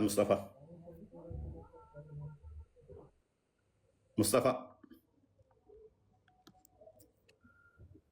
ድምፅ ታፍኗል። አይ ቲንክ እኔ ጋ ነው የማይሰማኝ። ሎክ እስልምና ክሌም ያደርጋል። ለምሳሌ ንግስት ሳባን እንኳን ሳይቀር ማክዳን ሙስሊም ነች ይላል። የአፄ ምኒልክ ሚስት እንኳን ሳይቀር ማለት ነው ለፈርስ እሷንም ሳይቀር እኮ ሙስሊም ነች ይላሉ። ማስረጃ አለ? የለም። ማስረጃ ግን አለ? የለም። ግን ሙስሊም ነች ይላሉ። አይ የአፄ ምኒልክ ሚስት ሙስሊም ነች። ማስረጃ ነው። ማስረጃስ መሐመድ ነግሮናል። ሰላም እንዴት ናችሁ? ሰላም እንዴት ነህ? ይቅርታ እንኳን ጥያቄ ልጠይቅ ነው። ሙስሊም ነህ? በክርስትና የፈጣሪና የፍጡር ልዩነት ብታስረዳኝ። ምንድን ነው እምነትህ? እኔ ሙስሊም ነኝ። ለመማር ነው። ይቅርታ እኔ እውቀት የለኝም፣ ለመማር ነው። ኦኬ። ጥያቄው ራሱ እኮ ዲፋይን ያደርገዋል። የፈጣሪና የፍጡር ልዩነቱ ምንድን ነው ስትል አንደኛው ተፈጣሪ ነው፣ አንደኛው ፈጣሪ ነው። ለምሳሌ ፍጡር ማድረግ የሚችለው እና ፈጣሪ ማድረግ የሚችለው የፈጣሪና የፍጡር ልዩነቱን ነው በአጠቃላይ እኔ ማወቅ የፈለኩት። ሲጀመር አይወዳደሩም እንጂ ለምን ታነጻጽራቸዋለህ? ማይነጻጸር ታነጻጽራለህ። እናንተውን የምታምኑት ፍጹም ሰው ፍጹም አምላክ ብላችሁ ነው የምታምኑት። ችግር የለውም። እሺ ሎክ እኛ ፈጣሪን ከፍጡራን ጋር በምንም ማምር አናነጻጸርም፣ በምንም ይነጻጸሩም አይደሉም። ስለዚህ ፈጣሪና ፍጡራን እያልን ሁለት የሚቀራረቡ ነገሮች ናቸው። ከተነጻጸሩ ፈጣሪ በምንም የሚነጻጸር አይደለም። ከፈጣሪ ጋር ምንም ነገር አናነጻጸርም። ምክንያቱም ፈጣሪ ለምሳሌ በሁሉ የሞላ መንፈስ የሆነ ሕያው የሆነ ለሁሉ ሕይወት የሚሰጥ ነው። ፍጡር ደግሞ የተገደበ በሁሉ ያልሞላ በራሱ ምንም ማድረግ ማይችል ነው። ለንጽጽርም የሚቀርቡ አይደሉም። ስለዚህ አይገናኙም ማለት ነው። እሺ እዚህ ጋር ያነጻጸርኩ ሳይሆን የፈጣሪና የፍጡር ልዩነታቸውን ነው እንጂ ማነጻጸር እኮ አይደለም እያልኩ ያለው። እናነጻጽርም ስለዚህ ፈጣሪ ለምሳሌ በቀላሉ አስጀማሪ የሌለው እሱ፣ አስገኘ የሌለው እሱ፣ ጅማሬ የሌለው እሱ ፈጣሪ ማለት ነው። ፍጡራን ግን ጅማሬ ያላቸው አስጀማሪ ያላቸው ናቸው። መጀመሪያ መጨረሻም የሌለው ነው ፈጣሪ። ፍጡራን ግን መጀመሪያና መጨረሻ ያላቸው ናቸው። መጀመሪያ ያላቸው እንደገና አስጀማሪም አላቸው። ጥያቄ ምንድን ነው? ምን ክርስቶስ ላይ ልጠይቀኝ ነው? አይ አሁን በአጭሩ ማወቅ የፈለግኩት ይሄን ነው። ቀስ እያልኩ ደግሞ እየተማርኩ ጠይቃለሁ። አመሰግናለሁ። በደንብ ክሊር ባይሆንልኝ ምኑ ነው የጨነቀ? ሊገባ ያልቻለው ምንድን ነው? ፈጣሪ በእናንተ ጋር ተወለደ ብላችሁ ነው የምታምኑት። ተወለደ ስንል ምን እያልን ነው? እሱን እስኪ ታውቀዋለህ? ያው የሰው ልጅ ነው የሚወለደው ብዬ አስብኳል። ፍጡር ነው ከተወለደ ተፈጠረ የሚለው ጋር ይጋጫል ብዬ አስባለሁ። መልካም። ስለዚህ አንተ የምትረዳው እናምናለን ብለህ ነው የምትረዳው። የሆነ የተወለደን ሰው ከዛ እሱ ፈጣሪ ነው ብለን የምናመልከው እንደዛ ነው የምትረዳው? አዎ ከተወለደ ሰው ነው ብዬ አስባለሁ። እንደዛ ከሆነ እኛ የሆነ ሰው የሆነን ሰው ብቻ የነበረን ከዛ አምላክ አድርገን የምናመልከው አምላክ የለንም። ክርስቶስን አውጣው። ለጊዜው ስለ አምላክ ስጠይቀኝ ከፍጡራን በፊት የነበረውን ተሆነ ቅድም እንዳልኩ መንፈስ ብቻ የነበረው ያ በሁሉ የሞላው በሁሉ ያለው ፍጥረትንም ከፈጠረ በኋላ ከስፔስና ፕሌስ ውጭ ያለው አምላክ እሱ አስጀማሪ የሌለው መጀመሪያም የሌለው መጨረሻም የሌለው ለመኖሩ አኗኗሪ ማያስፈልገው ነው አምላክ ማለት ነው፣ ፈጣሪ ማለት ነው። ፍጡራን ግን ለመኖሩ ራሱ አኗኗሪ ያስፈልገዋል፣ አስጀማሪ ያስፈልገዋል፣ ጠባቂ ያስፈልገዋል። በጊዜ ውስጥ የሚጀምር ነው፣ ፍጻሜም አለው ፍጡራን። አምላክና የፈጣሪና ፍጡር እንደዚህ ከለየ ነው። ነገር ግን ፍጡራን ተፈጠሩ በኋላ የሰው ልጅ ውድቀት ከመጣበት በኋላ ክርስቶስስ በስጋ ተወልዷል። ተተወለደ ደግሞ እንዴት ነው የሰው ልጅ ነው የሚሆነው? እኛ ምን ብለን እናምናለን? አካላዊ ቃል እሱ ክርስቶስ አካላዊ ቃል ልብ በል ፍጹም አምላክ እንደመሆኑ በስጋ ሲገለጥ በስጋ ሲወለድ ደግሞ የሰው ልጅ ብለን እንጠራዋለን። ስለዚህ ክርስቶስ ሁለት ልደቱ አለው ብለን እናምናለን። አንድ የአብ ቃሉ ነው ብለን እናምናለን። ልብ በል የፈጣሪ የባህሪ ቃሉ ነው ብለን እናምናለን። የአብ የባህሪ ቃሉ ነው ብለን እናምናለን። በደንብ አስተውል። ያ አካላዊ ቃል ዓለምን የፈጠረ ሁሉን ያስገኘ ሁሉን ያስጀመረው በስጋ ተገለጠ። ማርያምን ፈጠራት ራሱ ቃል የፈጣሪ ቃል አካላዊ ቃል አስቀድሞ ስጋ ያልነበረው ደም ያልነበረው ሊነካ ሊታይ ማይችለው በሁሉ የሞላው ማርያምን ፈጠራት። ማርያም ብቻ ሳይሆን ሁሉንም ፈጠረ። እሷን ከፈጠረ በኋላ ግን ሰው ካሳ ያስፈልገው ስለነበረ ሰው እግዚአብሔር መሆን ፈልጎ ስለነበረ ሰው እግዚአብሔር መሆን ስለማይችል እርሱ ግን በስጋ ተገለጠና ያ ሰው የፈለገውን ዝቅ ብሎ በስጋ ተገልጦ አሳያቸው። ስለዚህ ያ የምታየው ክርስቶስ የመለኮት ሙላት በሰውነቱ ያለ የሚነካ የሚዳሰስ የሚታይ የሰው ልጅ ተብሎ የሚጠራ ነገር ግን የሰው ልጅ ብቻ ያልሆነ የመለኮት ሙላት በሰውነቱ ያለ ነው ብለን እናምናለን። ልክ አንተ ቁርአን ያለ ቃል ነው ብለህ ታምናለህ። ሉክ ቁርአን ያላህ ቃል ነው። ፍጥረት ከመፈጠሩ በፊት ያላህ ቃል አላህ ዘንድ ብቻ ነበር ብለህ ነው የምታምነው። ነገር ግን ፍጥረት ከተፈጠረ በኋላ ለሙሐመድ ከተላከ በኋላ ቁርአን ምን ሆነ? ወረቀት ላይ ተጻፈ አይደለ? ኢጂም ቁርአን ወረቀት ላይ ተጻፈ አይደለ? ኦኬ፣ ያ ወረቀቱ ፍጡር ነው ፍጡር አይደለም? ወረቀት ነው። ሊነካ ሊዳሰስ ይችላል አለ ሊነካ ሊዳሰስ ይችላል አይደለ? ወረቀቱ ያው ይነካል ይዳሰሳል። ያ ቁርአን ግን ፍጡር ነው? ቁርአን ፍጡር ነው? አሁን እኔ ስለዚህ ብዙ እውቀት የለኝም። እንደሱ ነው የሚመስለኝ። እኔ መማር ነው ፈልገው እንደዚህ አንዳንድ ነገርና ለላፍሽ ሱናን አቢ ዳውድ 47:37 ላይ ቁርአን ፍጡር አይደለም። ቁርአን ፍጡር ካልሆነ ወረቀቱ የሚነካ የሚዳሰስ ያላህ ቃል የተባለው ወረቀት ላይ ያልነበረው ከጊዜ በኋላ ለሙሐመድ ከወረደ በኋላ ግን ወረቀት ላይ ሰፈረ ያላህ ቃል። ፍጡር አይደለም ብለህ ነው የምታምኑት። ቁርአን ፍጡር አይደለም። ያላህ ባህሪ ልክ እንደ እጁ እንደ እግሩ ያላህ ሲፋቱ ነው ብላችሁ ታምናላችሁ። ምን ስለያዘ? ያላህን ቃል ስለያዘ።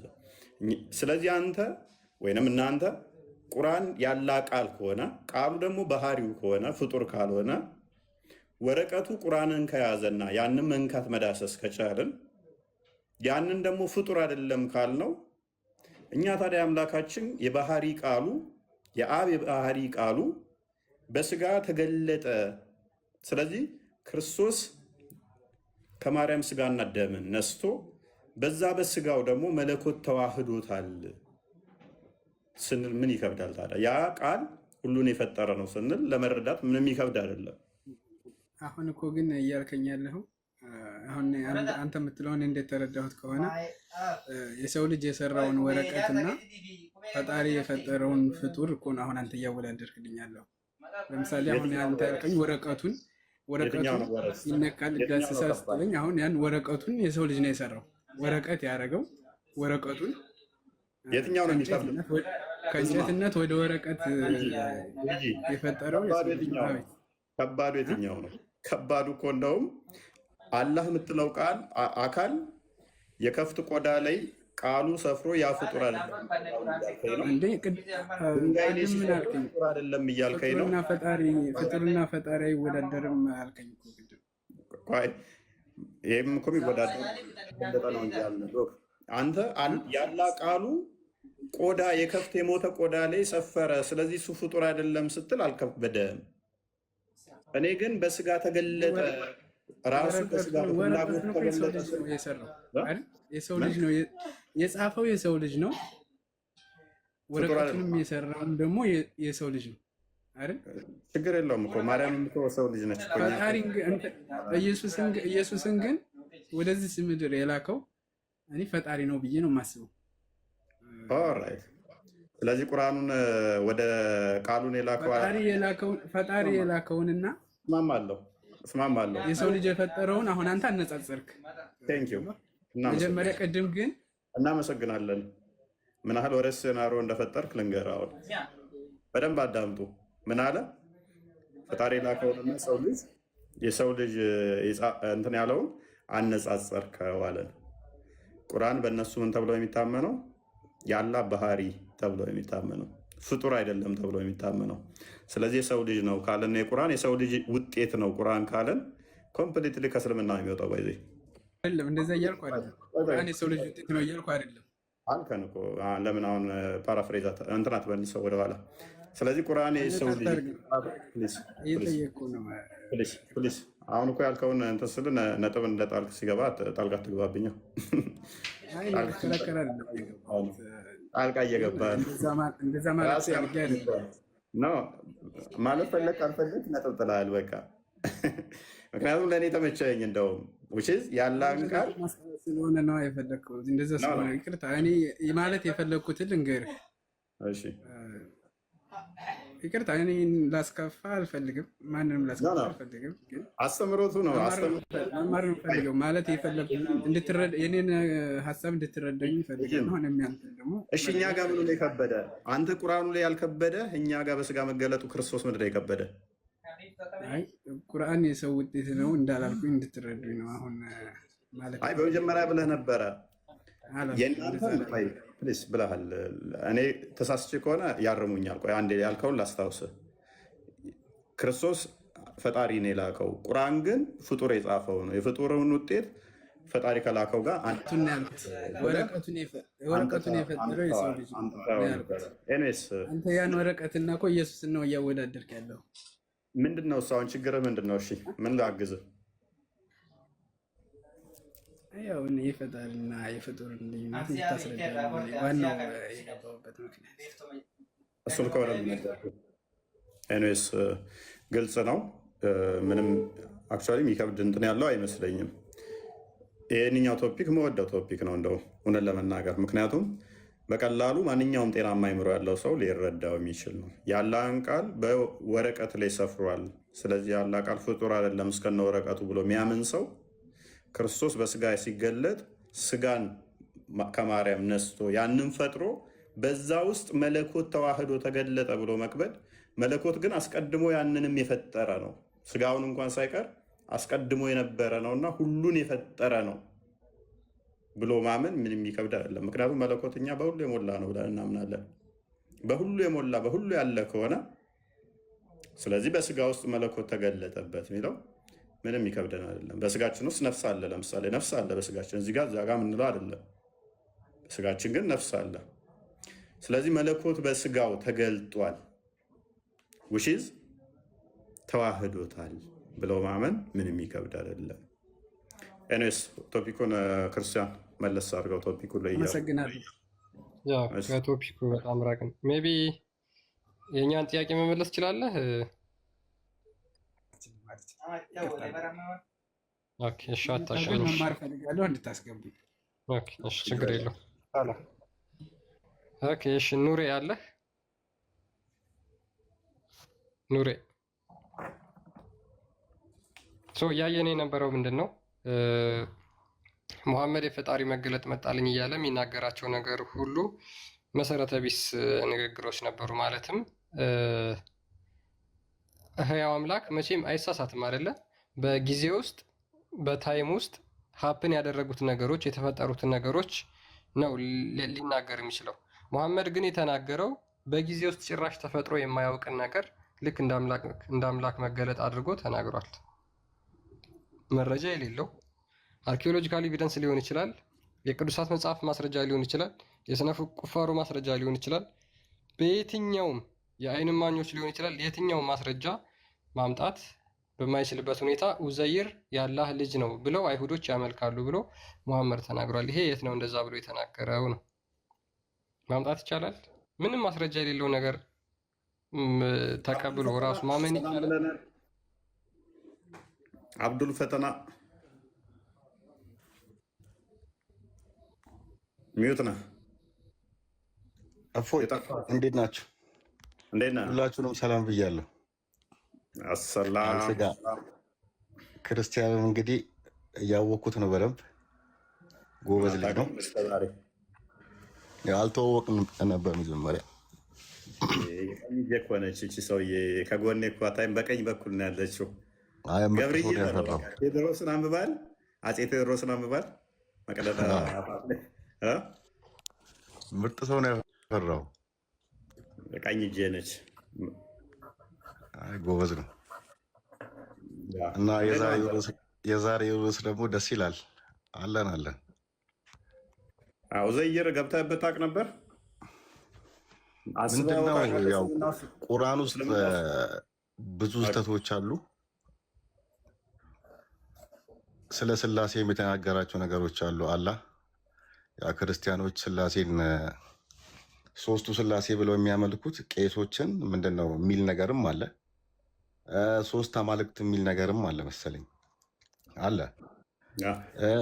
ስለ ማርያምም ምንድነው የማርያም ወንድም አሮን ያሉት ነገር አለ። እና ብዙ ኢረሮች አሉ ቁርአን ውስጥ። ይሄኛው ደግሞ የኡዘይሩ ብዙ ተፍሲሮች እንግዲህ ሀሳብ ሰጥተውበታል። ምንድን ነው የሚሉት? አይሁዶች በወቅቱ ያምኑ ነበር ነው የሚሉት። ጥቂት አይሁዶች ነበሩ የሚያምኑ እና ቁርአን ከአላህ ኡዘይር የአላህ ልጅ ነው የሚል ቁርአን ከወረደ በኋላ አይሁዶቹ ተዉት ነው የሚሉት። እንግዲህ ማመን ተዉ።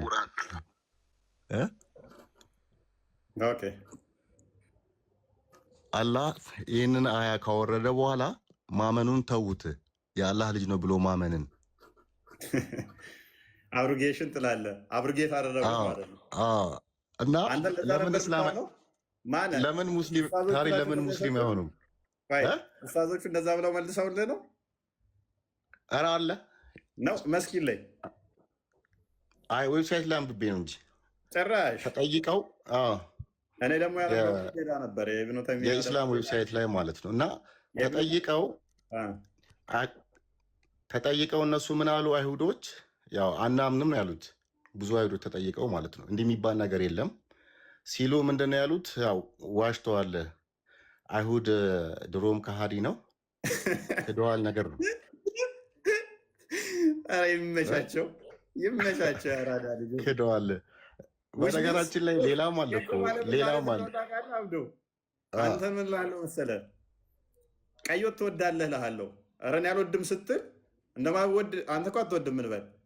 ቀይ ወጥ ትወዳለህ እልሃለሁ። አልወድም ሲል ድሮም የዋብዱ ውሸታም ነው ካደየው አልወድም ተናግረዋል እኮ። የለም ጥቂት አይሁዶች እንግዲህ መዲና አካባቢ ነበሩ ነው የሚሉት። በወቅቱ ነበሩ፣ ከዛ በኋላ ጠፉ።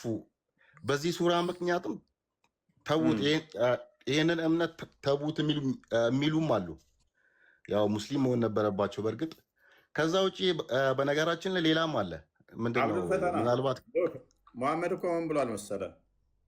10 ሙስሊም አይሁዶችን 10 ማስለም ብችል አለ ዘሆል አሰልማቸው ነበር አለ። ካዳ እንዲህ ማስተው የሚችል ከሆነ አይደለም 10 ዘሆል እኮ ማስለም ይችል ነበር። እውነት ቢሆን ታሪኩ 10 አይሁዶችን ማስለም ብችል አለ ዘሆል አሰልማቸው ነበር አለ። ሁሉም እንደ ተራ ታውቃለህ፣ እንደ እብድ ነበር የሚቆጥሩት እና በጣም ሞካ ያደርጉበታል። በነገራችን ላይ እኔን የሚመስለኝ የወደፊት ትውልድ ያው እንዲባን ነው ማለት ቁርአንን የነቢዩ መሐመድ ሀሳብ እንደሆነ ታሪክ እየኮረጁ እየጻፉ መሆኑን ትውልዱ ወደፊት እንዲረዳው ብለው ምናልባት ሮንግ ኢንፎርሜሽን ሰጥቷቸውም ሊሆን ይችላል። ለነቢዩ መሐመድ ያ ቁርአንን ሲጽፍ የነበረው ሰውዬ ያለ ክርስቲያኑ ሰውዬ ቀይሮ ሲጽፍ የነበረው ሰው ልክ እንደሱ ማለት ነው። እና በአይሁድ እንደዚህ ይባላል ብለው ነግሯቸው ሮንግ ኢንፎርሜሽን እንዲጽፉ አድርጓቸው ሊሆንም ይችላል። ያው ትዕቢተኛ ስለሆኑ አይሁዶች የተጫወቱበት እኮ በጣም እኮ የተጫወቱበት። ተረዳኝ አይደለ? ያ ገብቶኛል። ሆን ብለው ማለት ነው ውሸት መሆኑ እንዲባነን ሆን ብለው እንደዚህ ይጫወቱበት፣ እንዲባነን እንደዛ አድርጎትም ሊሆን ይችላል። ሌላው ደግሞ ምናልባት ክርስቲያን ከከፈትክ ስለ ሱራ 364 እና ምንድነው 381 እና 564 ብትከፍተው ተመሳሳይ ነው። አላህ እጁ የታሰረ ነው ብለው ያምናሉ። እርዳታ ጠይቀውት እኮ ነው ጠይቋቸው ነው ብድር ጥያቄ ነበረኝ። ታሪኩን ታውቀዋለህ? ታሪኩ ምን መሰለህ? እሱ ብድር ጠየቃቸው። መሐመድ ገንዘብ ቸገረውና ታሪኩን ታውቀዋለህ? ልንገርህ ነው። ቀጥል። አይሁዶች ጋር ሄደና ከመካ ተሰደደና ወደ መዲና ሄዶ አልነበረ? አይሁዶች ከበርቲ ነበሩ በዛን ሰዓት። ከዛ ገንዘብ ጠየቃቸው፣ ብድር ማለት ነው። ለእኔ ገንዘብ ብትሰጡኝ ለአላህ እንደ መስጠት ነው፣ በገነት ውስጥ ብዙ ነገር ይሰጣችኋል አላህ አላቸው። እንግዲህ የእሱን አላህ አያመልኩም ሙስሊሞች አይሁዶች። በገነት ብዙ ነገር ይሰጣችኋል ሲላቸው እኔ ብድር ለእኔ የሚሰጥ በገነት ብዙ ነገር አላህ ይሰጠዋል፣ ስለዚህ ገንዘብ ስጡኝ የሚል ልመና ሲለምናቸው በአካላ ለራሱም ደሃ ነው እኛ ከበርቲ ነን አሉት። ምንድን ነው እሱ የሚሰጠን? ጭራሽ ለእኔ መስጠት ለአላህ እንደማበደር ነው። አላህ ብዙ ብድር ይሰጣችኋል። ከዛ ይህን ጊዜ ዑመር በፊናስ የሚባለውን በጥፍ ያጋየው ማለት ነው። እንዴት እንደዚህ አላህን ትናገራለህ? ለእኛ ብድር መስጠት ለአላህ ብድር መስጠት ነው፣ በገነት ውስጥ ይሰጣችኋል እንብ እንዴት እንትን ትላለህ ይላል። ስለዚህ አላህ ብድር የሚለምን ከሆነ ከእኛም አይሻልም የሚል አቋም ያዙ ማለት ነው። እሺ እንቀጥላለን፣ ችግር የለውም እኮ ከእኛም አይሻልም ሲሉ እኔ ደግሞ አሁን የመሰለኝ ምን መሰለህ እራሳቸው ያው ከዛ ለአላህ ያበደረ ብድርን አላህ ይመልስለታል የሚለውን ካመጣ በኋላ ከዛ ይህንኛው ጠቡ ከተነሳ በኋላ የአላህ እጆች የታሰሩ ነው ያሉ እጆቻቸው የታሰሩ ነው የሚለውን አንተ ያልከውን አመጣ ማለት ነው። እሺ እነሱ በአላህ የማያምኑ ከሆነ ለምንድን ነው ስለ አላህ ላይ አግብቷቸው ቢናገሩት? ማለት ስለ አላህ ምን አውቆ ነው የሚናገሩት? በአላህ አያምኑ መቼም። እኔ ደግሞ ምን ለማለት ፈልጌ መሰለ እነሱ ያው መቼም በቁርአን የተገለጸውን የክርስቲያኖችንም አብም ወር እግዚአብሔር ሲል ቁርአን ማለት ነው አላህ እያለ ነው። እንግዲህ አላህ ልጅ አለው ኢየሱስ ምንድነው ኢሳ የአላህ ልጅ ነው አሉ እያለ ነው። እንግዲህ አላህ እያለ ነው እግዚአብሔር የሚጠራው። አሁን እዛ ጋር ግን ለእኔ አሁን የሚመስለኝ እነ ቁርጡቢም ጋር አይቼዋለሁ። እንግዲህ ተፍሲሩ ላይም አለ መሰለኝ አለ ቁርጡቢም ጋር አለ ማነው ሱናን ማነው እሱም ጋር አለ መሰለኝ በዚህ ጉዳይ ተናግሯል። እነሱ ያምኑ እንደነበረ የአላህ እጆች የታሰሩ ነው ብለው ያምኑ ነበር አይነት ነገር ነው። አሁን እኮ ለምን የታሰረ ያሉበት ሜይ ቢ አላገኘሁም። እንዴ ገባኝ። ታሪኩ ከብድሩ አንጻር ነው። እኛ ጥያቄ ያለን ቀደዳውን ተውትና ወደ ጥያቄ እንግባ። እፎይ ምን ተረንተረሱ በዛ ብዬ ነው እና ይሄም ስህተት እንደሆነ ይሄም ውሸት እንደሆነ እንግዲህ አላህ መሳሳቱ ማለት ነው። አይሁዶች እንደዛ እንደማይሉ በነገራችን ላይ ምን አሉ መሰለ ተፍሲሩ ላይ አንዳንድ ሊቃውንቶቹ ማለት ነው ክርስቲያኖቹም አንዳንድ ክርስቲያኖች ነበሩ ኢሳ የአላህ ልጅ ነው ብለው የሚያምኑ ክርስቲያኖችም አንዳንድ ነበሩ በወቅቱ ልክ እንደ አይሁዶቹ ማለት ነው። አንድ ይቅርታ፣ አንተ አብዱል ፈተን ሙስሊም ነህ አንተ? እና ክርስቲያኖቹ ሰፉ መሰለኝ በዛው ቀጠሉ። አይሁዶቹ ግን ተዉት ነው። ምን እያልከኝ ነው ወንድሜ? ታጥቶ ነው የሚያወራው። ሙስሊም አይደለም አውቄ ፈታ ነው ዝም ብለው ነው የሚቀባጥ። እና ዞሮ ምን መሰለ እፎይ ወረቃ ከሞተ በኋላ ታሪክ ሲጽፉ ተሳስተዋል ነብያችን።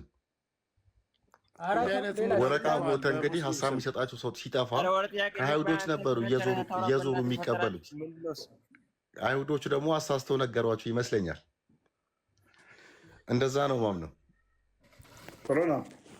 ባይዘ ይህንን እንትናም ማነው አብዱ ማነው የሚባለው ያኛው መኪና ውስጥ ቁጭ ብሎ የሚናገረው ኡስታዝም በአይሁድ ታሪክ ውስጥ አብዱልመጂድ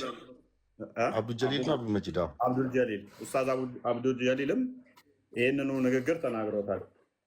እንደዚህ የሚባል ሃይማኖት የለም፣ ግን ቁርአናችን ውስጥ ገብቷል። ኬት እንደመጣ ባይታወቅም እሱ ሰው እየጠፋ አለ። እንዲያውን ይህ እኮ አለ ሰው እኮ ሊረዳ ይገባል። በነገራችን ላይ ይሄ የነብያችን ላይክ የህይወት ታሪክ እንደሆነ ቁርአን የእሳቸው እኮ ፈጠራ እንደሆነ ግልጽ ነው። ከአላህ የወረደ ነገር እንዳልሆነ እንግዲህ አብዛኛው ምንም ቁርአን ምንም አዲስ ነገር የሌለው ሐሜት የበዛበት ነው። አብዱል ፈታህ እስኪ አንድ ቁርአን ቀራ እስኪ ወደ ጥያቄ እንግባ። ተረጋጋ። ምን ጉድ ነው? ጥያቄ ምንድን ነው?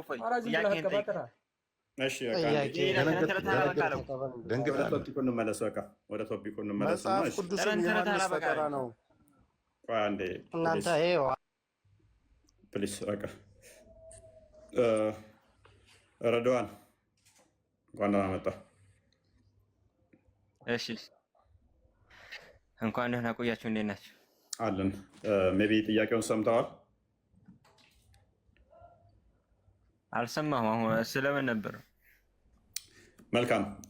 በቂያማ ቀን አላህ ክርስቲያኖችን አይሁዶችን እና ሙስሊሞችን 3 ቦታ ይከፍላቸዋል አይደለ?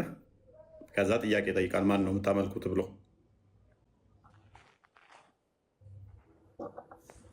እንዴት አይሁዶችን ክርስቲያኖችንና ሙስሊሞችን ይከፍላቸውና ማንን ነበር የምታመልኩት ብሎ ይላቸዋል። አይሁዶቹ እዝራ የአላህን ልጅ ነው የምናመልከው ይላሉ። ክርስቲያኖች ኢሳ የአላህን ልጅ ነው ይላሉ። ሙስሊሞች ደግሞ አላህን ነው ይላሉ የሚል አለ። አይሁዶቹ እዝራ የአላህን ልጅ ነው የምናመልከው ሲሉት፣ አላህ ደግሞ አላህ እናንተ ውሸታሞች፣ አላህ ሚስት የለውም ስለዚህ ልጅ የለውም ብሎ እነሱ ወደ ገሃነም ይልካቸዋል ማለት ነው። የት ቦታ ነው አይሁዶች አላህ ሚስት አለው ከዛ ከሷም ደግሞ እዝራ የሚባለውን ወልዷል ብለው የሚያመልኩት የት ነው? እንዲህማ የራሳቸው አስተሳሰብ እኮ ነው። የሌለውን ነገር ሳሉ ነው ወደ ጀሃነም የሚገቡት። እነሱ የሌለውን ነገር ስለሚሉ ማለት ነው። ማለት ይሄ አላህ ልጅ የለውም ልጅ አለው ብለው ገግመው ራሳቸው ፈልስፈው ስላወጡ ለዛ ነው ወደ ገሃነም የሚገቡት። የለም እንደዛ ብለው አያመልኩም እያልኩ ነው። እኔ ደግሞ እኮ ጥያቄ እኮ አንተ እንደዚህ ብለው ስላመለኩ ወደ ገሃነም ይገባሉ ነው ማያልክ ያለው። ይሄ የስህተት ክስ ነው እያልኩ ነው። እኔ ደግሞ እንደዛ ነው የሚያመልኩት ብሎ ያስቀመጠ የጠቀሰው ስህተት ነው እያልኩ ነው። ቁርአኑም ተሳስቷል፣ አዲሱም ስህተት ነው። አልተሳሳተም። እንዴት ነገር ነው? ኦኬ ካልተሳሳተ እስቲ አንድ አይሁድ አሳየኝ። አምላካችን እዝራ ይባላል አላህ ሚስት አግብቶ ወልዶት ነው ብሎ የሚያምን አንድ አይሁዳዊ አሳየኝ። ወይንም እንዴ ወቃለት የሁዱ ኡዘይሩን ኢብኑላህ የሚል አለ ቁርአን ውስጥ ሱረቱ ተውባ ላይ። እሱ ቁርአኑ ነው የሚለው። ሰዎቹ ማያመልኩትን ዝም ብሎ እያማባቸው ነው እያልኩ ነው፣ እየቀጠፈባቸው።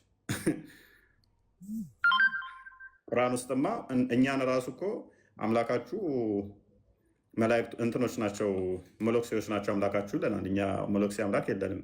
አሁን ኡዘይርን ስለሆነ ቶፒካችን ግን የት ቦታ ነው እንደዛ ብለው የሚያመልኩት? እነሱ ብሎ ያመልኩ ነበር። በፊት ላይ ያሉት ይሁዳዎች እንደዚህ ብሎ ያመልኩ ነበር። ማስረጃ ለዛ በእነሱ ላይ ነው ያንቀጽ አንድ ማስረጃ እንደዛ ብለው እንደሚያመልኩ አንድ ማስረጃ። ምክንያቱም ተውራታቸው አለ፣ አንድ ማስረጃ። ዘቡራቸው አለ፣ አንድ ማስረጃ። ማስረጃ ሱረቱል ተውባ ላይ ክፈት። እሱማ መሐመድ በሐሰት የቀጠፈባቸው ነው። እነሱ እንደሚያምኑ ነው ያልኩ እንጂ በማምኑት አይደለም የጠየቁ። እነሱ በታሪካቸው ውስጥ እንደዛ ብለው አያምኑ። መሐመድ ግን እንደዚህ ብሎ ቀጥፎባቸዋል። እሺ እናንተስ መሲሁን ታምናላችሁ አታምኑ? እንዴት ብሎ ይዋሻል? እኛማ እናምናለን፣ ችግር የለም። በመሲሁ ታምናላችሁ አታምኑ? እናምናለን። ካመንክ አንዴ መጽሐፍ ቅዱስ ግለጥልኝማ። ጥያቄ ነበረኝ። አንዴ ሐምዛ እኛም በምን ፕሊስ ሐምዛ ይጨርስ ረዷ። እኛ እናምናለን። ስለምናምን እኛ እንከራከረም። አሁን እዛ ቦታ ላይ እምነታችን ስለሆነ ችግር የለውም። ግን ማያምኑትን ደግሞ ቀጥፎባቸዋል። ልክ እኛ ጋር እንደሚቀጥፈው ማለት ነው። ለምሳሌ እኛ መነኩሴዎቻችን አምላኮቻችን ናቸው ብለን አናመልክም። እዛ ቁጥር አንድ ዝቅ ስትል መነኩሴዎቻችሁን ደግሞ አምላክ አድርጋችኋል ታመልኳቸዋላችሁ ይለናል። እኛ መነኩሴዎችን አናመልክም።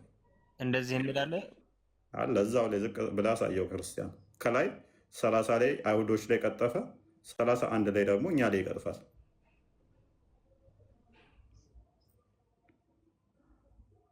ከእርሱ በቀር ሌላ አምላክ የሌለውን አንድን አምላክ ሊገዙ እንጂ ያልታዘዙ ሲሆን ሊቃውንቶቻቸውን ልብ በል ሊቃውንቶቻቸውንና መነኮሴታቸውን የመርየም ልጅ አልመሲንም ካላህ ሌላ አማልክት አድርገው ያዙ። እኛ ሊቃውንቶቻችን አምላክ ብለን አናመልካቸውም። መለክሲዎችን አምላክ ብለን አናመልክም። እኛም ላይ በሰዓቱ እኮ ነው አሁን ሳይሆን በሰዓቱ። እናንተ አሁን የምታዩት በኢሳ ነው። የለም ማስረጃ አንጣ። መጽሐፉ እኮ አለ። ማስረጃ እኮ ልሰጥህ ነው። እስቲ ሐምዛ በእናትህ ተረጋጋ። ጢሞቴዎስ እስኪ ግባልኝ። ተረጋጋ። ቆይ ሐምዛ ፈተውና እንየው። አንደኛ ጢሞቴዎስ ምን ክፈትለት አለ። ይሄን አትተውም፣ ሬድዋንን ተወው። አንደኛ ጢሞቴዎስ ላይ እስኪ ግባ። ምን አልክ? አንደኛ ጢሞቴዎስ ምን? አንደኛ ጢሞቴዎስ ነው። አንደኛ ጢሞቴዎስ የሚለውን ወንጌል ክፈትልኝ። አንደኛ ጢሞቴዎስ የሚባል ወንጌል ጢሞቴዎስ። አዎ እንደዚህ አይነት ወንጌል ስለማናቅ ስንደርስበት አለ እንጂ ለምን የለም? መጽሐፍ ቅዱስ ላይ አለ አይደል? ምን ሚል ነበር ያልከ? ምን ሚል ወንጌል ነው? ምዕራፍ ጢሞቴዎስ አንደኛ ጥሩ ግለጥና እስኪ አሳየን። ጥሩ ልጠይቅህ መልስልኝ እዛ ላይ ኤኒዌይስ ይሄም እንደ ነብያችን ነው። ያው ሲሰሙ ሲሳሳቱ እንደነበረ ይሄም ሰምቶ ነው። አትፍረዱበት ወንድማችን። ለማንኛውም 4 ወንጌል ነው ያሉት። አዳምጥ። 4 ወንጌል ነው ያሉት። ማቴዎስ፣ ሉቃስ፣ ማርቆስ እና ዮሐንስ ይባላሉ። ኤኒዌይስ ሉክ ከእርሱ በቀር ሌላ አማልክት ፕሊስ ሚታርክ ጥራን ጠብቅ። ረዷን ይጨርስ ቅድሚያ። ከእርሱ በቀር ሌላ አማልክት የሌለውን አንድን አምላክ ሊገዙ እንጂ ያልታዘዙ ሲሆን ሊቃውንቶቻቸው መነኮሳታቸውን የመርየምንም ልጅ አልመሲንም ካላ ሌላ አማልክት አድርገው ያዙ። አየዋለ አብዱል ፈተና ምን አለ የሚቀጥፍብን እነኚህ ሁሉ ሶስቱ ስላሴ የሚለውን እኮ ነው ማማ ሊቃውንቶችን መነኩሴዎችን ምናምን። ኤኒዌይስ የእኛው ሌላ ቅጥፈት ነው፣ ግን የዛሬ ቶፒካችን ከላይ ላለው ስለሆነ እዝራ ላይ መልሰው። አረ ለምን አከፍትልኝም? አንደኛ ጢሞቴዎስ ላይ ባካ አንደኛ ከፈተለት እፎይ ካለ ምንድነው ማቴዎስ ምዕራፍ 2 የሚባል ነገር የለም ወንድማችን። አላ መጽሐፍ ቅዱስ ላይ ለምንድን ነው የሌለው? ጢሞቴዎስ የሚባል አንተ ጻፈው ነው ቼክ አድርገን። ቢያንስ ማንበብ እንኳን ሳይችል እኮ ነው አንተ ምንም አታውቅም የሚለኝ ማለት ነው። አንደኛ ወንጌል ነው ያለው፣ ሁለተኛ ማንበብ እንኳን ማይችል ሰው ምንም አታውቅም እኮ እያለን ይህን ቻሌንጅ ያደርገኛል። የሁሱ ተማሪ ነው እፎይ መሆን አለበት። 6ኛ ክፍል ነው ያቆመው እሱ። ከ6ኛ ካቆመው መጽሐፍ ቅዱስ ሳታነብ ነው እንዴ ዘለህ ታዲያ ስለ እስልምና የምታወራው? ኤኒዌይስ ሎክ የማቴዎስ ወንጌል እና የጢሞቴዎስ መጽሐፍ አንድ ላይ ተጨምቆ የተጻፈው ነው ጢሞቴዎስ ማለት። አንተ ማቴዎስ ማለት ነው እና ላላሳይህ እኮ እያልኩ ነው።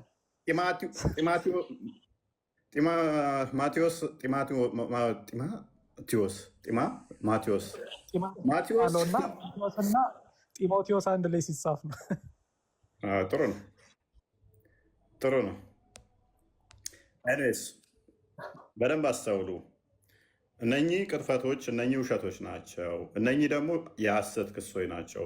ማስረጃ ሊመጣላቸው የማይችሉ ናቸው የምንለው ከዛ አንጻር ነው። ረድዋን ሜይ ቢ በደንብ ግልጽ ሆኖላል ይመስለኛል። በእርግጥ አሁን ላይ እንትን ሬዲ ሆኛልም የገባሁት እንጂ እነዚህ ኡዜሮች ያመልኩ ነበር። ቦታው ምናምን ረሳሁት ማስረጃውን። መቼም አታመጣው። 1000 ዓመት ብታገስ አይሁዶች እንደዛ ብለው አመጣዋለሁ፣ ፈልጉ አመጣዋለሁ። አይሁዶች እንደዛ ያመልካሉ የሚል እንደዛ ነው የምናመልከው የሚል ማስረጃ አታመጣም ነው እንዴ? ቁርአን ላይ ዝም ብሎ አይደማህ። ቁርአን ላይ ስህተት የለም። አንተ ነህ እንደዛ የምታምነው እኮ ያለው ነገር። ለምሳሌ አሁን እናንተ ኢሳን ታመልካላችሁ፣ እነሱም ያመልኩ ነበር በፊት ላይ ገብቷል። ረዷን አንተ እኮ ነህ እንደዛ ስህተት የለም ምናምን ብለህ ብታመልከው አንተ ነህ ያለው። ስለዚህ አይ አለ እያልኩ ነው። አለ እኔ ቦታውን አሁን ባላውቀውም ላመጣልሽ አሉ ፈልጌ ማለት ነው። በቃ ያዝና አይሻልም? መቼም አታመጣው። ተስፋ ከማስቆርጠ አንተ በቃ አይሻልም? እንደማታመጣ እያወቅኩ ማለት ነው። አንድ ጥያቄ ነው ያመጣሉ ኢንሻአላህ። ጄዝ ሐምዛ ምንድነው? ጥያቄ ነበረ። እሺ የማቴዎስ ወንጌል ማለት ነው። እሺ 15:24 ላይ እስኪ ክፈትልኝ። ኦኬ ምንድነው ጥያቄ? እኮ እሱ መጽሐፍ ቅዱስ እንድታብራራልኝ ነው ምን እንደሚል ማለት ነው። ኦኬ ሎክ ማቴዎስ ለማለት ነበረ ጢሞቴዎስ እያልክ የነበረው እሱ ሌላ ነው። እሱንም አናውቀውም አላችሁኝ እኮ ችግር የለውም። እሺ ምን ማቴዎስ የሚባል መጽሐፍ ወንጌል እንደዛ የማቴዎስ ወንጌልም የለም። አይ ማቴዎስ አለ፣ የማቴዎስ አለ። ስለዚህ እሱን እሺ ግለጽልኝ። ኦኬ ችግር የለም። ጥያቄን አቅርብ። እሺ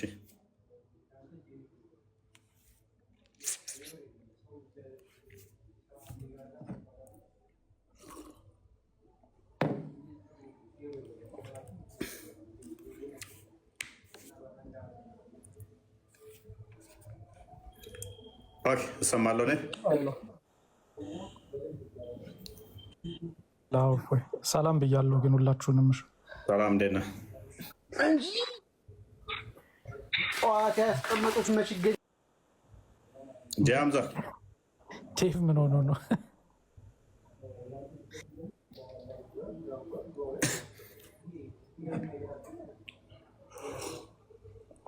ጃምዛ አለ። ምንድን ነው ጥያቄ እሱ ላይ?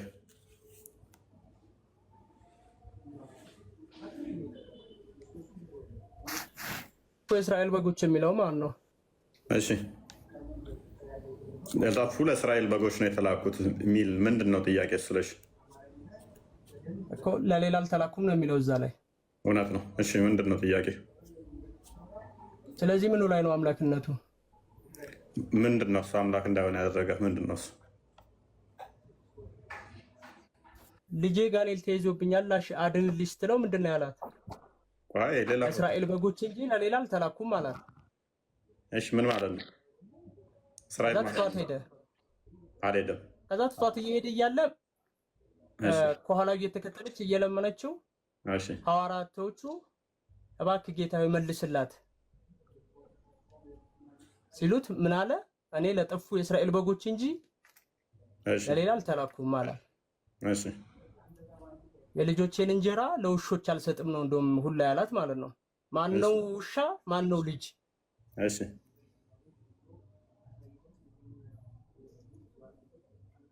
ከዛስ እኮ መልስልና። ከዛስ ምን ሆነሽ ሴትዮዋ? ታሪኩን ራስ እንድንነግረን ነው። ከዛማ ያልሽው ይሁንልሽ ምናምን ብሏት ሄደ። በቃ ቀረ እንደዛው። ዳነች አልዳነችም? ዳነች አልዳነችም? ልጇ ድኖላታል። ስለዚህ በቃል ብቻ ሳይሄድ ራሱ ማዳን የሚችል ነው ማለት ነው።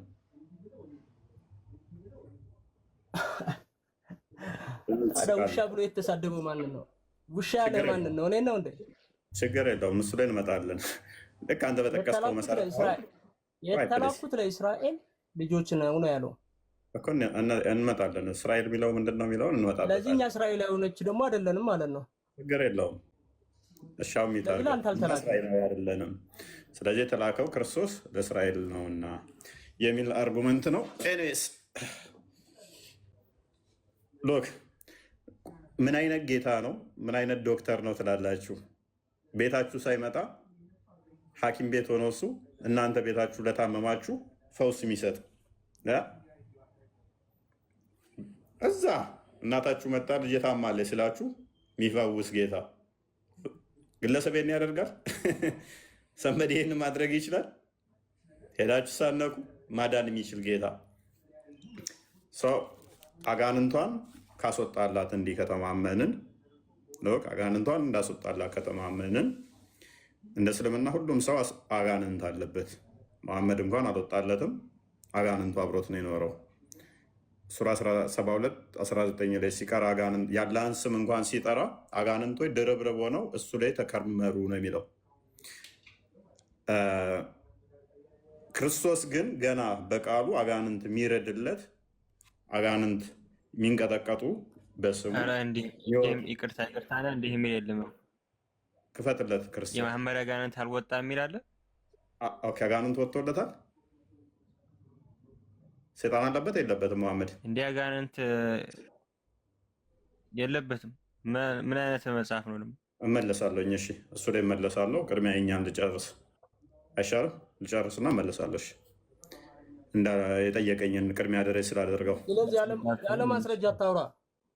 አይ እመለሳለሁ አልኩኝ። ይሄ አወራ ኖ እመለሳለሁ። በቃ እናንተ ውስጥ አልገባም። አሳያችኋለሁ። እሱን የእኛን ላጥራለህ ቅድሚያ። ስለዚህ ሉቃስ ወንጌል ምዕራፍ 4 ሉቃስ ወንጌል ምዕራፍ 4 እና ማቴዎስ ወንጌል ምዕራፍ 4 ላይ ስትመለከቱ አጋንንቶች እንዴት ከክርስቶስ በድምፁ በስሙ እንደሚረዱ ተሰዎች አጋንንት እንዴት እንደሚወጣ ተቀምጧል ማለት ነው። እሱ ደግሞ ማስረጃ ልስጥህ። ፕሊስ ቆይ አንድ አሁን ለምታወራው ማስረጃ ልስጥህ። ፕሊስ አንድ አዳምጣ። የምን ማስረጃ መሰጠኝ? እኔ እኮ አጋንንቷ ያለባትን ልጅ ስለጠየቀኝ እንዴት እንዳዳነ መጽሐፍ ቅዱስን እኮ አልገልጥልን እኮ እያልክ እኮ ነው። ቅዱስ ቆይ የእናንተን እኮ አልነካውም፣ ተውኩት እኮ እሱን እንመጣበታለን አልኩኝ። የእኛን ልጨርሰው። ለጠፉ ለእስራኤል በጎች ነው የተባለው ምንድን ነው? እስራኤል እሺ፣ ሐምዛ እስራኤል የተባለው ምን ማለት ነው? እስራኤል ማለት ማይክን አንሳው። እስራኤል ማለት ምን ማለት ነው?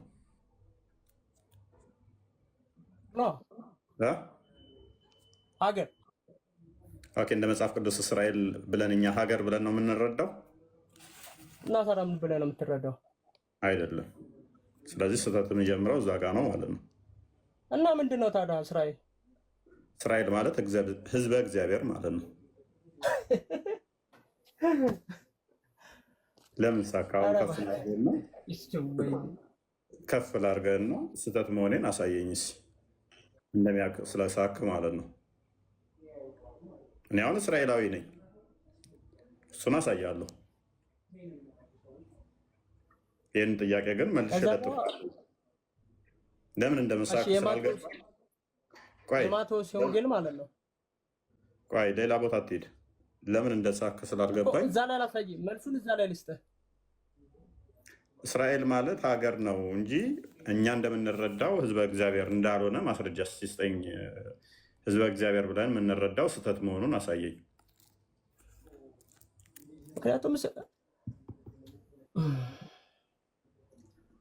እግዚአብሔር የተሰቀለው የት ነው?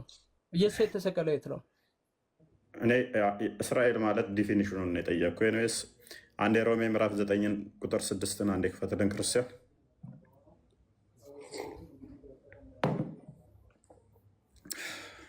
አንብበው። ኦኬ። ነገር ግን የእግዚአብሔር ቃል የተሻረ አይደለም። እነዚህ ከእስራኤል የሚወለዱ ሁሉ እስራኤል አይደሉምና የአብርሃም ዘር ስለሆኑ ሁላቸው ልጆች አይደሉም። ነገር ግን በይስሐቅ ዘር ይጠራልሃል ተባለ። ይህም የተስፋ ቃል ልጆች ዘር ሆነው ይቆጠራሉ እንጂ እነዚህ የስጋ ልጆች ይሆኑ የእግዚአብሔር ልጆች አይደሉም ማለት ነው ብሎ ይናገራል።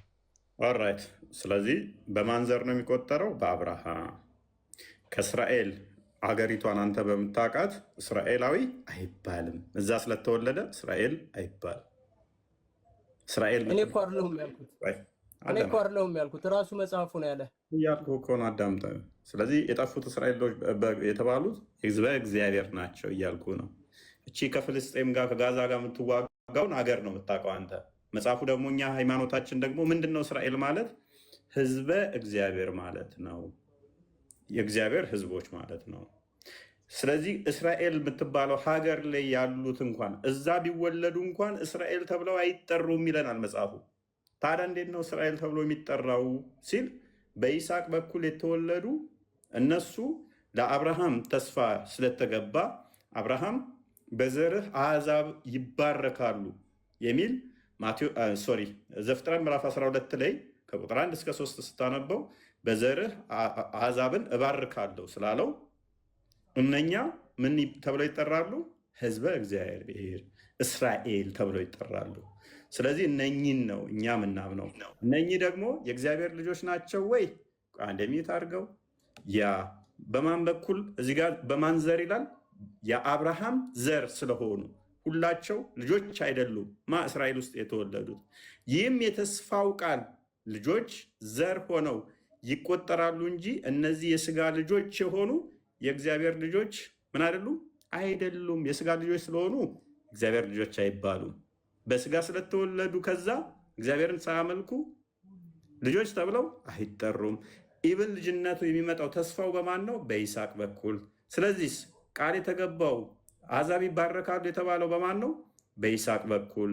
ይህንን ደግሞ ገላትያ ምዕራፍ 3ን አንዴ ክፈተው ቁጥር 26 አካባቢ። ይሄን ሁሉ እኮ እያወራህ ያለው ሌላ ቦታ ሄደህ ነው። አዳምጥ። እስራኤል ማለት ምን እንደሆነ መጽሐፍ ቅዱስን ዲፋይን እያደረግኩልህ ነው። እስራኤል ማለት ምን ማለት እንደሆነ ስለማታውቅ ማለት ነው። ሎክ እንደዚህም እምነት እንድንጸድቅ ሕግ ወደ ክርስቶስ የሚያመጣን ሞግዚታችን ነው ካለ በኋላ በእምነት በኩል ሁላችሁ በክርስቶስ ኢየሱስ የእግዚአብሔር ልጆች ናችሁ። እዛ ጋ ምን ብሎናል? ልጅ የሚባሉት እነኛ የስጋ ልጆች ቢሆኑ እንኳን ወራሽ አይደሉም ማለት ነው አለ። ስለዚህ አሁን እንዴት ነው ልጅ የምንሆነው?